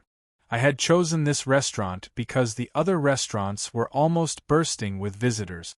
I guessed I wouldn't be able to get any information from them. Soon, the owner served the dishes. He turned around and was about to leave when I called him. "Do you need anything else? It's boring traveling here alone. Can you sit down and have a drink with me? We can talk about Langya Station." The owner was a little surprised. However, I guessed it was because of the business. Since he didn't have any customers, he sat down. After a few glasses of wine, he started to chat with me. From him, I learned that Langya Station had many scenic spots. The most famous one was the place where Su Fu had set off to the east. There was a stone stele there, and Su Fu had set off from that port. What followed was a long speech of irrelevant things, or things I already knew, which made me feel gloomy, and I hastily interrupted him. Then, I asked him if anything strange had happened here. Sure enough, I got something useful. According to the owner, a golden dragon had appeared on the Dragon Observatory many years ago. Then, many strange things had happened. After listening to him, I started to ponder. According to what the boss had described, I remembered the scene when we repaired the dragon vein in Shenzhen. It was almost the same. Perhaps there was a real dragon vein under the Dragon Observatory. The owner didn't say anything useful. I didn't want to argue with him anymore. I paid the bill and returned to the hotel. On the way there, I bought a travel guide for Langya Station. As soon as I sat down, I called Lu Ruxu. After he appeared, he bowed and greeted me, "Master." Then, he asked me what I wanted. Although he regarded me as his master, I still regarded him as a senior in my heart. Sometimes, he could be very useful. After I told him about the dragon viewing platform, I asked him what he thought. Lu Ruxu displayed her usual silence before telling me her thoughts. "Let's not talk about whether it's a true dragon vein, but the dragon observation platform is definitely worth a trip." On the way back, I had thought about this. No matter if it was the information I had found or the conversation I had with the owner of the restaurant, besides the dragon viewing platform, there was nothing suspicious in the entire Langya Station. In that case, the way to Lubo Hill should be hidden in this viewing dragon platform. After some discussion, they decided to set off for the dragon viewing platform that night. After all, we are not here for sightseeing. Moreover, we have to choose a time when there are fewer people around. Firstly, we can't show off our abilities in front of ordinary people. Secondly, we don't want to hurt the people around us if something unexpected happens. He flipped through the guidebook a few times in the house and began to meditate, quietly waiting for the sky to turn dark. Only when it was close to dawn did we set off for the Langia Station scenic area. At this moment, the scenic area was completely dark, but it didn't affect our normal movements. Following the guidebook route in my memory, we rushed to the dragon viewing platform. Along the way, I had some doubts. If what the owner had said was true, I should have been able to feel the aura of the true dragon vein when we first stepped into the scenic area, since I was already at the Celestial Master realm. However, as we were approaching the dragon viewing platform, why couldn't I feel the fluctuation of the true dragon vein? Could it be that there wasn't a true dragon vein here? This made me a little confused. After walking for a few more minutes, we finally reached the dragon viewing platform. The platform was connected to a row of stone steps towards the south. Standing on the steps, we could hear a very special sound. This sound made me slightly dazed. I turned to look at the evil sacrificial spirit and saw that he was nodding at me. Although this sound was very weak, and perhaps ordinary people wouldn't be able to hear it, with my cultivation as a celestial master, it wasn't hard to distinguish that it was the roar of a dragon. It seemed that there really was a true dragon vein here, but why couldn't I feel its aura? I shook my body and put this matter to the back of my mind. When I found it, I would know.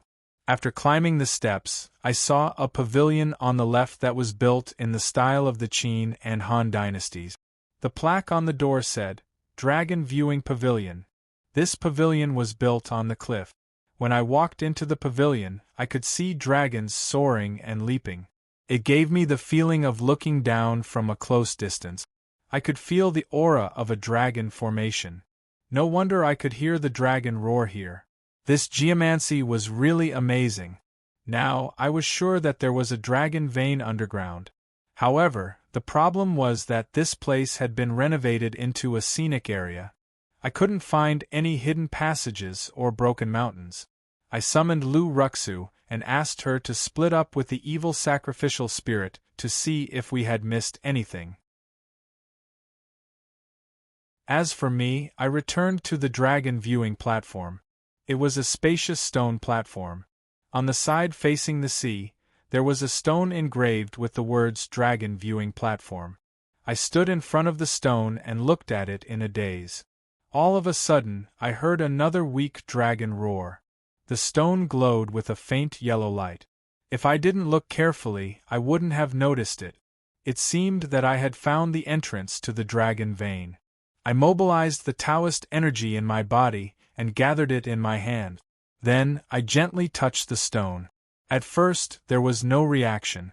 There was no reaction at first, but after 3 to 5 seconds, the stone actually started to absorb the Tao energy in my body. Even though I was shocked, I didn't stop immediately. I wanted to see how the stone would change after absorbing the Tao energy. The stone's appetite was getting bigger and bigger. In just a few minutes, it had almost absorbed all the Tao energy in my veins. Moreover, it didn't seem to be stopping. I couldn't help but sigh at my oversight. After thinking about it, I didn't intend to withdraw from the stone. I retracted my hand and held the jade bracelet in front of my chest to absorb the dragon energy. The jade bracelet didn't only contain the half of the dragon vein from the Metaphysics Association. There was also the dragon energy that I had absorbed from Mount Wangu. It was more than enough for my current consumption. When my hand touched the jade bracelet, the pure dragon energy flowed from my palm and started to replenish my body. At the same time, the stone's suction force gradually increased. In just 10 seconds, the Tao energy in my body was completely replenished. Tong Tong seemed to have sensed the disturbance in the jade bracelet and immediately jumped out. It anxiously asked me what had happened. It was a good thing that the suction force on the stone had slowed down.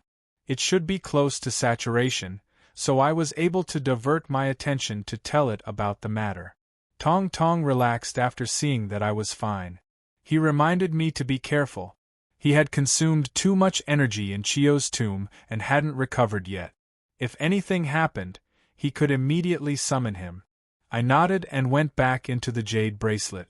After Tong Tong left, the suction force on the stone was cut off. At that moment, the large stone was abnormally dazzling. There was golden Tao energy flowing on it. It was extremely impressive. The evil sacrificial spirit and Lu Ruxu, who weren't far from here, also noticed the strange phenomenon. They came in front of me one after the other. When they saw that I was sweating profusely, they looked at me with concern. I waved my hand and looked at the large stone in front of me with a burning gaze. I was shocked as I looked at it. If my jade bracelet didn't contain a large amount of dragon energy, I would have been sucked dry by this stone. It seemed this stone didn't have an ordinary origin. Even my Heavenly Seal Master's cultivation base wasn't enough for it to absorb energy. So, it had to be at the Yang spirit realm or above. Then, I thought it was reasonable. After all, many people had come to the Heavenly Seal Master's residence. If this stone was that easy to deal with, people would have found out its secret long ago. While I was pondering, the stone moved again. The golden light around it slowly moved toward the center. At first, the naked eye could still keep up with its speed, but gradually, it became so fast that it could not be seen clearly. In just a few seconds, the golden light on the stone had completely disappeared. Instead, the stone shook crazily. While shaking, it let out a dragon roar. The roar became louder and louder as if it was stimulated. Before I could react, the stone, which had recovered, shot a strong beam of light from the place where the golden light had disappeared. It hurt my eyes and it took me a long time to recover. When I opened my eyes, the surrounding environment had changed. It wasn't the place where I had been standing. It was more like a cave. There was a faint fluctuation of dragon energy in the cave. We must have entered the place where the dragon vein was hidden through the stone. I took a deep breath and calmed myself down. I didn't hurry to find the dragon vein. Instead, I sat down to adjust my breathing. I had absorbed a large amount of dragon energy, so the Tao energy in the veins of the sky wasn't stable yet. Since there was a cave here, it must have been artificially excavated. Moreover, I was sure that this place had clues to the Lubo Mountain. If that was the case, there would inevitably be some danger. Thus, I needed to adjust my condition to the extreme to be able to deal with it. After around an hour, the Tao energy in the veins of the sky had completely stabilized. At this moment, besides the sacrificial evil spirit, there was no sign of Lu Ruxu. The three of us were sticking together, but now there were only the two of us. Could it be that he didn't follow us in? I was suspicious and turned around to ask the sacrificial evil spirit. However, I was told that after the strong light burst out, Lu Ruxu couldn't resist it and returned to Xiang Lu's pouch. After listening to him, I understood that the strong light had used up all of the Tao energy in the veins of the sky. In addition to the 1/5 of the dragon vein, I was afraid that it wouldn't be inferior to Yang Shen's celestial master's all-out attack. Lu Ruxu was a spirit and her cultivation was greatly reduced. It was normal that she couldn't resist it. Let's not talk about him.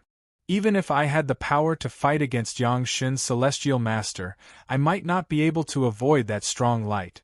You're tuning into the Phoenix Knights YouTube channel. Don't forget to subscribe and join us on this journey to catch the most captivating stories.